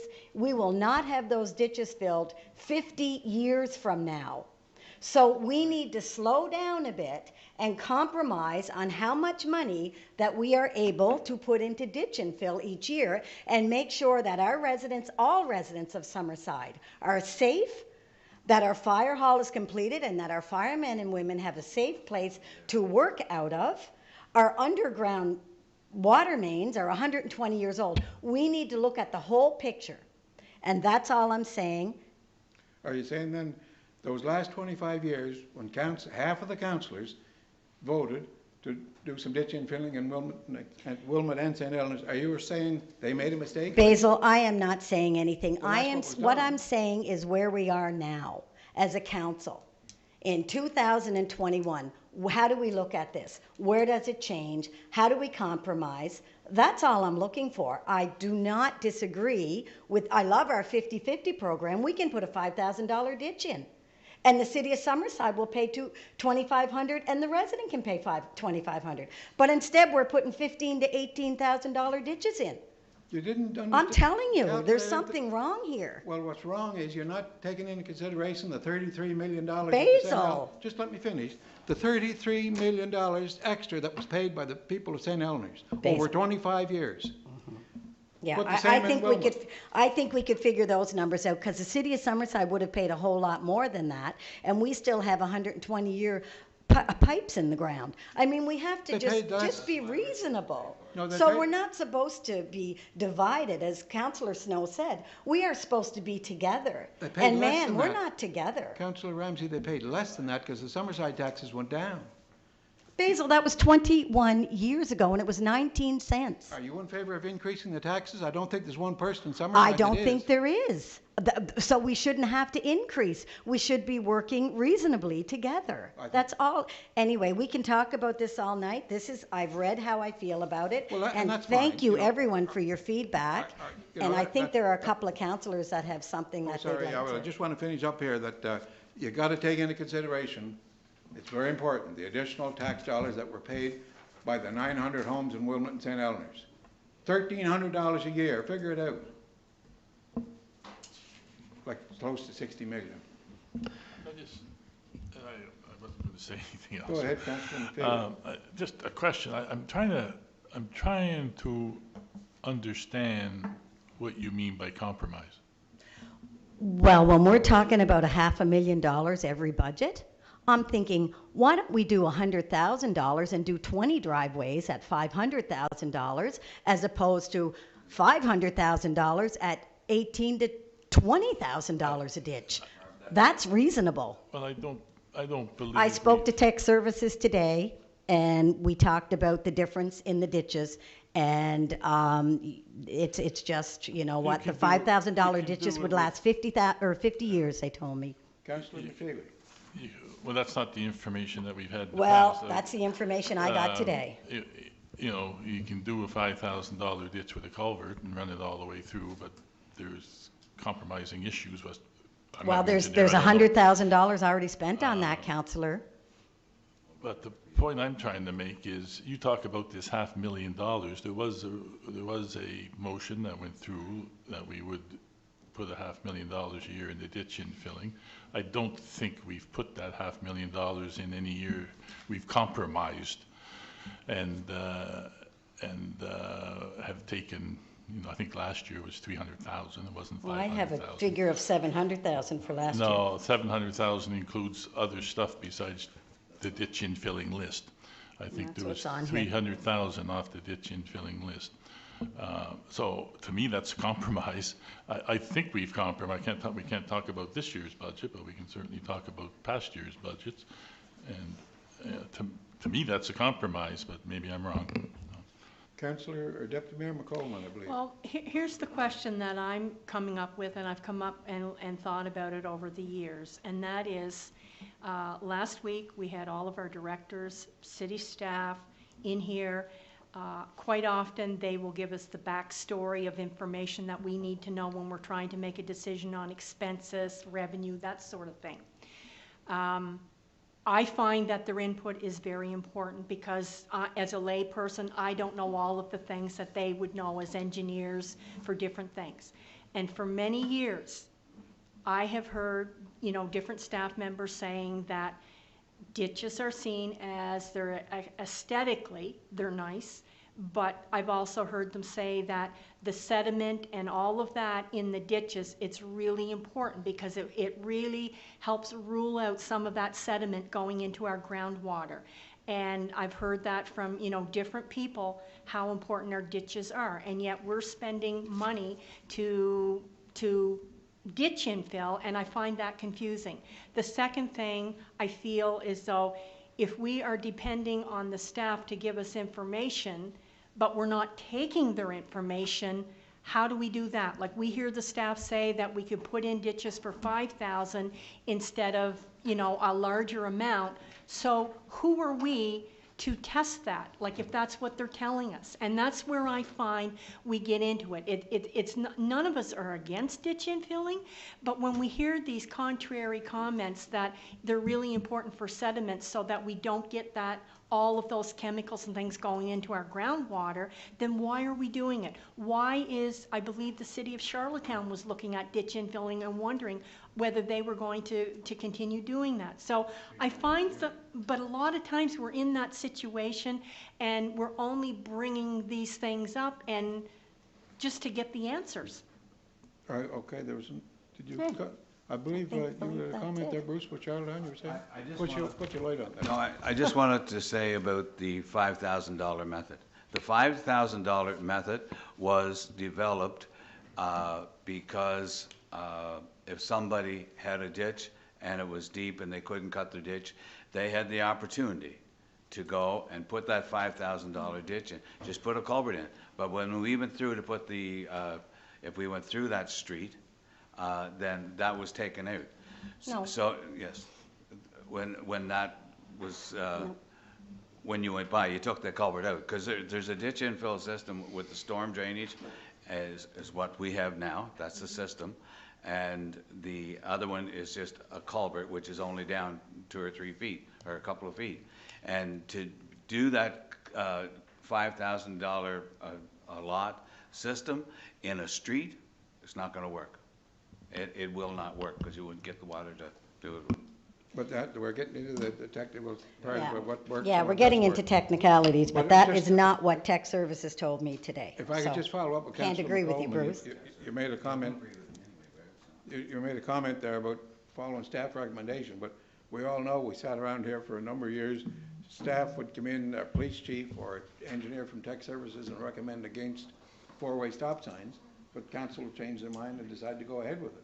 And I'm not saying that there's anything wrong with that, but just because somebody recommends something doesn't mean that you always go by it. I think Well, maybe we don't go by it, Your Worship and fellow council members, but you know what? I'm not an engineer, and I rely on those people who understand that kind of stuff, or municipal services, when they're giving us information, when our financial services are giving us information. We don't necessarily have to decide on it, but I think we have to really be the kind of council that takes that kind of information into consideration. I understand that, but we did decide on some of the recommendations. Like if they recommended it, we didn't necessarily go ahead with the recommendation. Councillor Snow. Just one last thing, I'm just, as we're talking here, I quickly realized none of us really know the benefits or disadvantages of ditches, other than we think it's cosmetic, or we think it's bad for the environment, or we might, or we not. I think it would be a valuable practice for us as a councillors and for future ones to have something on the record from our tech services, from engineers coming back saying, here's the scoop on ditches, here's what they do, what they don't do, this is what they're good for the, whatever. To have an understanding, that's how we make all decisions, whether or not it's, like you say, four-way stops, and we can still decide against it. But I think it's a valuable process in everything we do. When we decide, look for four-way stops, sometimes we say, thanks for the information, but we feel it's important, and maybe that's what we do. But I just think there might be some value in doing that and going through the process as a council. It's not gonna, I can't see it hurting anything other than gathering information, so. If they knew it was gonna be on the agenda, they probably would have loved to be here. No, they knew. Everybody knew. Oh, that's right, everybody knew. I'm just saying in general, more in-depth other than would be nice. They knew. And if that's the easy way to get away with it, is say it's not on the agenda and think that that's, you guys are making me look bad. I don't feel bad. I did it. I told you guys I was doing it. Everybody was aware. I was putting it out tonight. So I appreciate every one of you and your feedback, believe it or not. I do respect each and every one of you. I know you're doing what you want to do and what you think you should do for your wards. I have to do what I think is right for the residents of Summerside and the residents of my ward, and that's exactly what I did tonight. And I think we all try to do the same thing. I absolutely do. Yeah, that's what I said. I respect every one of you, and there was no surprises here tonight. And if you want to act like there was, that's fine. But there wasn't. I'm going to sit down now. I remember when ditch infilling started, maybe I mentioned this earlier, for the four surrounding councillors in the outside of the former town of Summerside, there was always a tie vote. And I got caught in the middle. I'm not saying I got caught in the middle, but I always supported ditch infilling because of the commitment I made and the commitment that I know that how many millions of dollars those two communities paid into the pot that they felt they were entitled to. And Mayor Stewart, I know you've always, because you're saying it yourself, you always supported ditch infill. So I agree with you. You've always supported ditch infill since I became a councillor. As far as everyone else, you can tell whether you supported it or not. That's entirely up to you. I'm not here to do that. I am here to make the residents aware of how much money we've spent on ditch and fill since amalgamation, and if we need to continue to do that, maybe the residents can speak for themselves. And Mayor Basil, I just want to say something from sitting around the council chamber for a number of years. One of the things that I've heard you say over many different councils as our mayor, that you really appreciated and respected your council members who were free-thinking, could think for themselves, had enough confidence to speak up when it was unpopular. And I think what Councillor Barb is doing tonight, while it may not be the most popular thing that we can all applaud, I think she is free-thinking, and she's brought up some points that are very important to her. And I do not think that we should be, almost going on like attack dogs after her. It's really important that she speaks how she feels, whether we agree or not. And again, I say thank you. I don't think there were any attacks. I think everybody just giving opinions, but I think we made a lot of decisions over the last, this council and other councils in the past made a lot of decisions, and there's always talk about the overall good of the city. So Wilmot and St. Helens are overall good of the city when Yep. we do things for them. Yep. And I agree with that. And thank you, Councillor, Deputy Mayor, for that vote of confidence. I'm a big girl. I knew what was going to happen tonight. I said what I had to say because it's important to me. And maybe I lost a few friends, maybe I made a few. But you know what? I did the right thing for me. Thank you. Any, Councillor Snow, you're pushing your button there. Is it on or off? Oh, okay. Any further questions? Okay, we'll continue on here. You're on the agenda, eh? I think I'm still there anyway, yeah. Just 1 second, we'll get rid of some of these papers. The floor is yours, sir. Community Services. Thank you, Your Worship. Fellow council members, I'd like to start by just thanking J.P. DeRoge, who compiled the report. Active Winter kicked off the month of January that offers residents a wide variety of outdoor winter programming along with maintenance and upkeep of the city's outdoor facilities. Active Winter offers walking, hiking, fat biking, skiing, all in our local parks and recreation facilities. Community Services crew also maintain and flood the outdoor ice surfaces and the oval at Credit Union Place and the outdoor rink at Queen Elizabeth Park. 2 groomed monster snow hills are also constructed, one at the rear of Credit Union Place and the other at Queen Elizabeth Park. All of those outdoor facilities provide residents with ample opportunity to get outside, stay active, and enjoy the winter months, which can be difficult for some, especially during an ongoing pandemic. To go with these outdoor facilities, staff plan and execute plenty of programming throughout the winter months to go with Active Winter. Some programming includes fat biking at Rotary Park, snow disc golf, public skates, the monster snow hill races, winter wagon rides, and at Heather Moyes Park, to name a few. Credit Union Place also offers free skate, sled, Nordic pole, and snowshoe rentals for users to take advantage of. The Community Services Department also announced a snow volleyball tournament that recently took place at the volleyball courts outside Credit Union Place. It featured over 25 regional teams. Live music at the Lanes continued in the month of January with Trevor Cameron on stage. This was the 3rd edition of the live music series, and each has been well attended and seems to be a good way to draw in the adult crowd on an evening over the weekend. Skybox construction continued throughout the month of January, and staff are looking forward to having these operational in the near future. The sold-out second round of private and semi-private swimming lessons got underway in January. Due to high demand, this was the 2nd edition of swimming lessons for the winter season.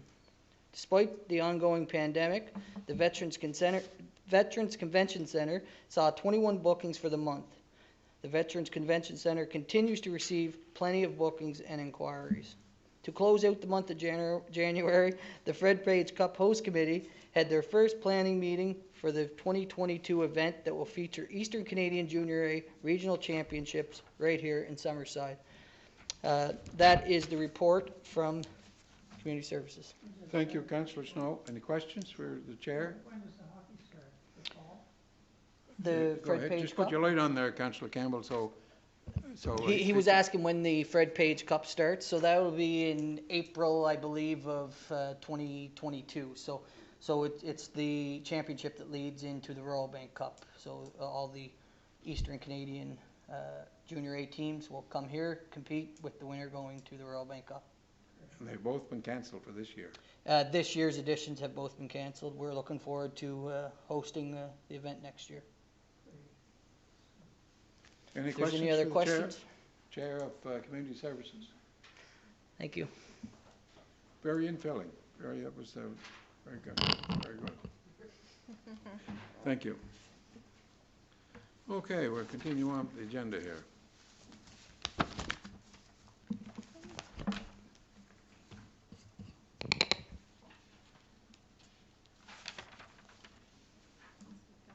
Councillor Adams, you have HR and Culture, Summerside, and Policy. The floor is yours. Thank you, Your Worship. We'll start with HR and Legal Affairs.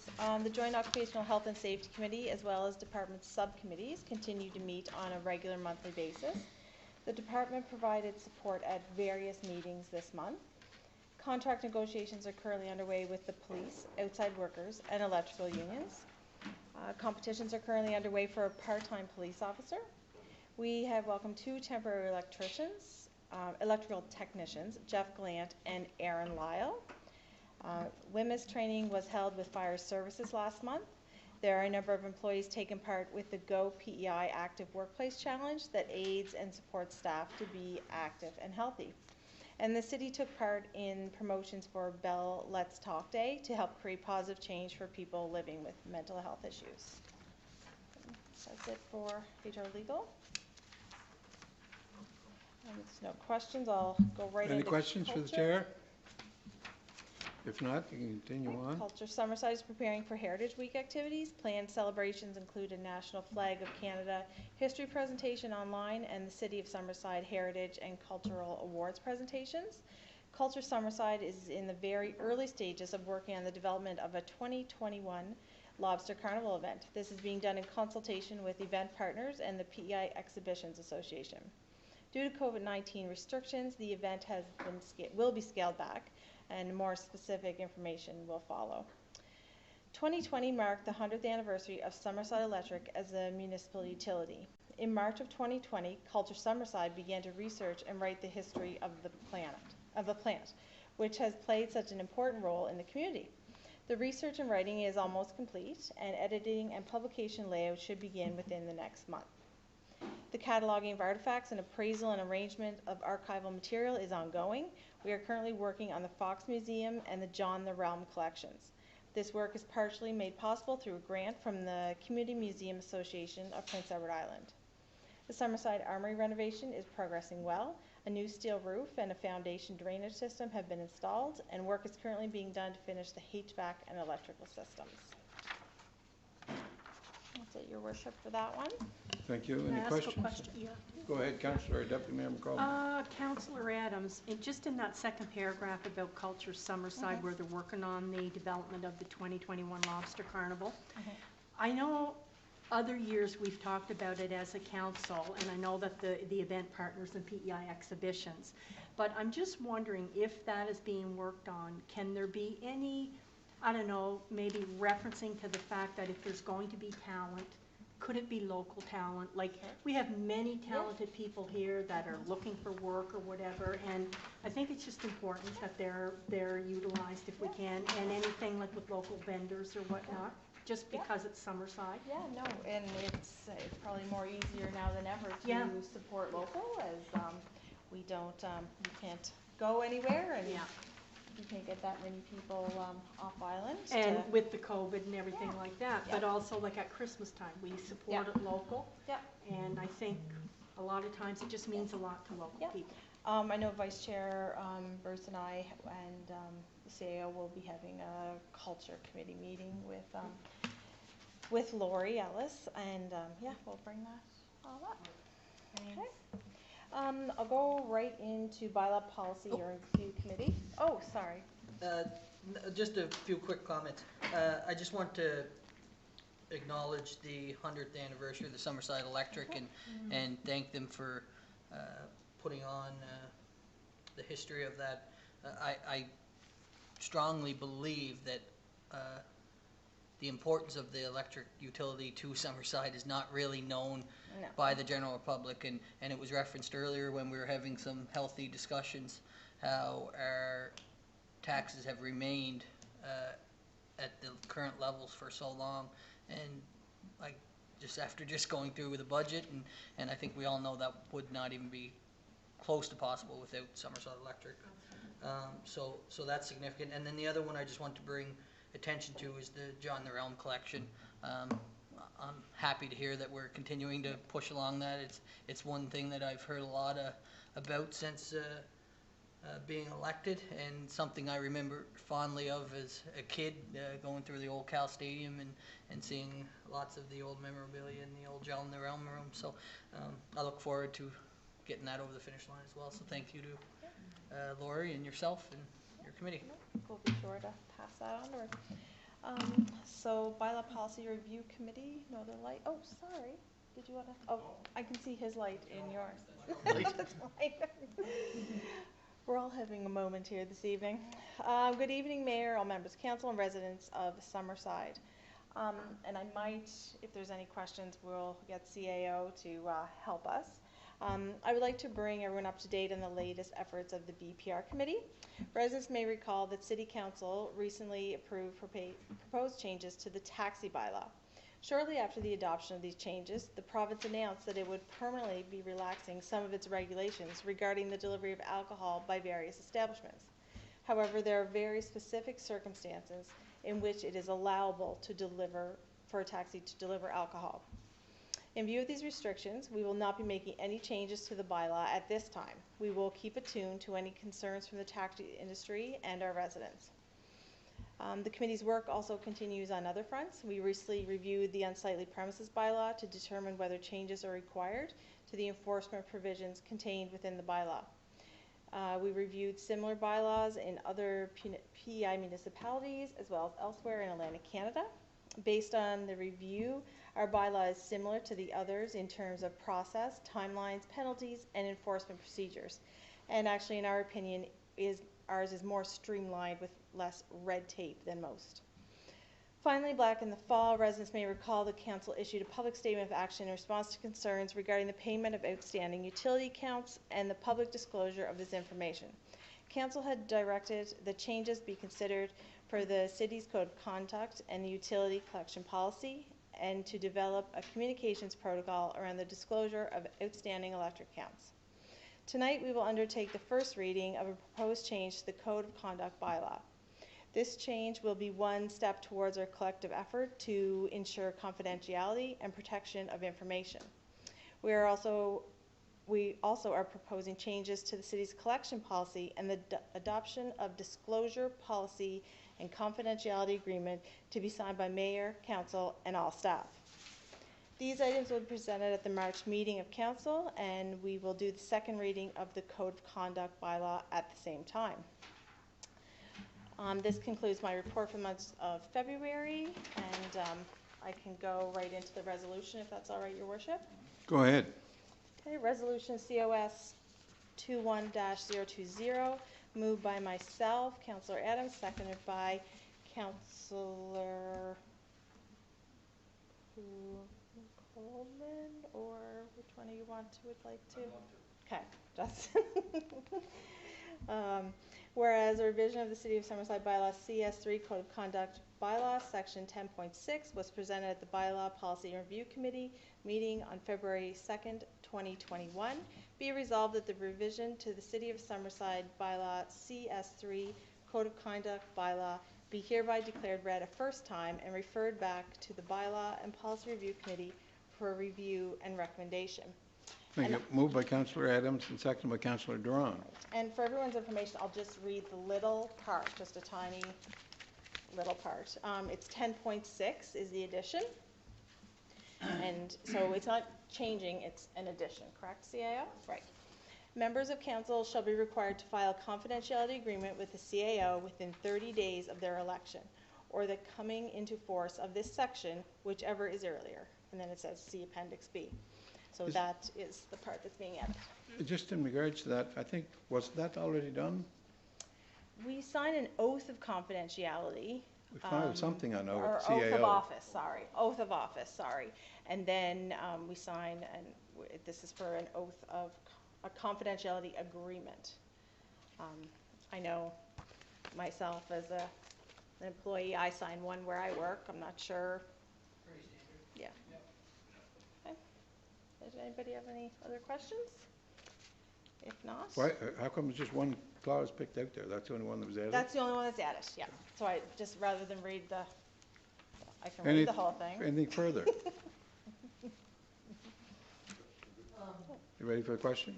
Sorry. I guess just to clarify, it says, members of council shall be required to file a confidentiality agreement with CAO within 30 days of their election. Obviously, we are all well past our 30 days of election.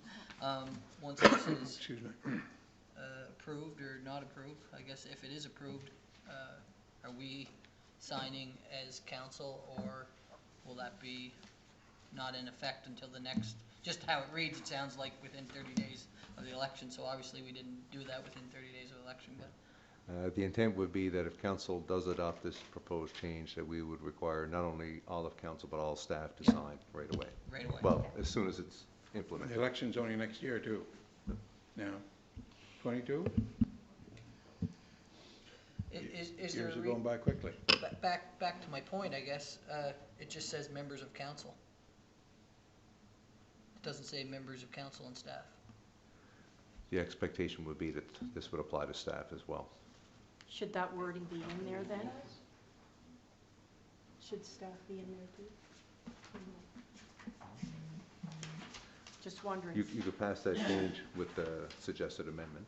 It comes back at the next committee meeting anyway, doesn't Yeah, it? and Yeah, it does. yeah, we could make that a change and then have it read through at the second reading at the monthly meeting.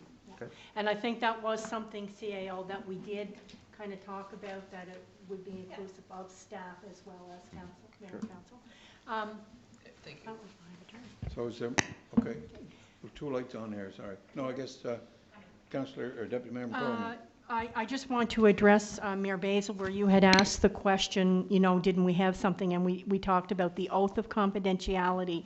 But whenever this new council came on, and probably Councillor Bruce, you can kind of add some to this, that with the new Municipal Government Act, this was something, and in Section 3.1 under authority, it did say that the Municipal Government Act provides that a council must establish a code of conduct by law to govern the conduct of members of council. So this was something new for us as well, that we just sort of inherited through the Municipal Government Act. Okay, thank you. Another, just if- Councillor Snow. Just to follow up, I think we might be, if we're looking at getting staff to sign one as well, I think we should be under somewhere else, because under this code of conduct bylaw, 2.1, it says the purpose of this bylaw is set expectations and behavior for the behavior of members of council. There's in nowhere, I don't see where it referenced staff, so I think we're sort of. I think We'll Councillor clarify. Adams was going to bring it up at the next policy meeting, because this is only the first vote, isn't it? Yeah, I'm just saying there's nothing in CS3 referencing staff, it's all council related. We Which could I'm certainly- fine with us signing it, Yep. I'm We'll saying in general, yeah. Yep, we'll clarify under which, like, Okay. it will apply to staff, it just may not be captured under this Okay, particular. thank you. Under this particular Yeah. bylaw. Okay, it was moved by Councillor Adams and seconded by Councillor Drawn. All in favor, say aye. Aye. Contrary, nay. Carried. Do you have anything further, Councillor Adams? Okay, we're just trying to keep track of the agenda here. How you doing, Councillor McDougall? Good. Ready for your report? Awesome, yep. I have a report here prepared by Director Greg Goody, Municipal Services, February 16th. The sewage treatment plant, speaking of that, that's another $21 million that we spent. Performed the following maintenance this month. The biosolids dryer head replacement of its fan motor. New belts and filters were installed on the HVAC units on the blending unit. New variable frequency drive was installed in the blend pump. Potholes, Water Street East were patched with coal patch. And the traveling public is reminded to be mindful of potholes in this winter season. Earlier than normal freeze and thaw cycles have been more frequent. Street sign repair and replacement occurred this month in between the snow and salting efforts. The public is reminded that if anyone sees damaged or missing signage, please let the department know at 432-1268. The heavy rain and thawing cycles have kept the department busy for a few days this month, clearing catch basins to ensure the water can flow. Public is reminded that if pooling water is developing, to call 432-1268 to have it checked out. Following snow removal efforts were completed. Plowing 3 times and parking lot 3 times. Downtown cleanup and blow sidewalk cores is they only did that once. Street salting and sidewalk salting were 14 times. The sidewalk plowing was 3 times. Parking lot plowing was 3 times. And general operational stats: 1 catch basin was repaired this month. 32 water samples were taken, clear of bacteria. 1 sample had to be retested. due to some background bacteria, but upon retesting was fine. 15 chlorination samples taken, all within parameters. 1 water service was repaired. 5 water turn on and turn offs for the month. 7 sewer calls, and 2 video performed this month and was replaced after the video. Sewer effluent to the harbor was 246,000 cubic meters. It was treated, and 22,448 gallons of septic received to the plant from outlying areas, and 356 tons of biofertilizer were created this month at the plant. That's my report, Your Worship. If there's any questions. Any questions for the Chair of Municipal Services? I do not see any. Well, somebody, no, that's the glare from the other glass. No speaker, lights on. Continue on. Do you have anything further to add? Just wanted to send condolences to Joan Waite on passing of John. As Councillor or Deputy Mayor McColman said, John was a long-time businessman in the city and great, all-around great guy. And also to say happy birthday to Hurricane Hazel. Yes. Mayor Hazel McCollum from Mississauga. She was the mayor from 1978 to 2014. And there was one of those elections that they asked her if she was going to run. She said, I'll put my name in, but I'm going to Europe or somewhere's vacation. And she came back, she was a winner. So anyway, that's all I have, Your Worship. Thank you. Yes, I've known Mayor McCollum for many years, and she was a great person. And she's, you know, she turned 100 the other day, and I sent her a note because I attended when I was president of FCM. She was a member of the big cities, and there was 22 cities in Canada with 250,000 or more. So she was representing Mississauga. But I met her many times, and it's just amazing how healthy she is at 100. And I sent a note wishing her happy birthday. Yeah, and she played hockey. She was a professional hockey player in the younger days. I believe she was born in Quebec. Yeah. And maybe the same town that Jack Layton was born in. I think. I'm not 100% sure. He was born in Quebec. Anyway, we pass on happy birthday to Hazel. One of the things that I remember about Mayor McCallion is she was one of the very first sessions that I attended as a new councillor in 2000. And I mean, she couldn't have been any more than 4'7" or 8", not very tall, but just a dynamite. And I always remember, she said, one of the things that you need to learn as a councillor is when you're making decisions, run it like it's your home. Like when you're making decisions, those kinds of things. And just, she didn't back down from anybody, nobody. Okay, we'll continue on. Councillor Campbell, how are the windmills? I have one broken. Chair of Electrical. I have one broken. Just one? It'll come up in the boardwalk and downtown street lighting were repaired several times this month. The smart metering system is undergoing an upgrade. The solar farm clearing efforts have progressed, and all the bushes and things that they take off, they're using it as fuel, shredding it. I grew up in the country, and I've never heard this before. And all the stumps have been removed. The land is 60% grubbed and piled. How do you grub? I've plowed and harrowed and everything, but I never grubbed land before. I don't know if it was a spelling error or not. G-R-U-B-B-E-D. Is it? Okay. The new Water Street Pizzeria had a 3-phase upgrade.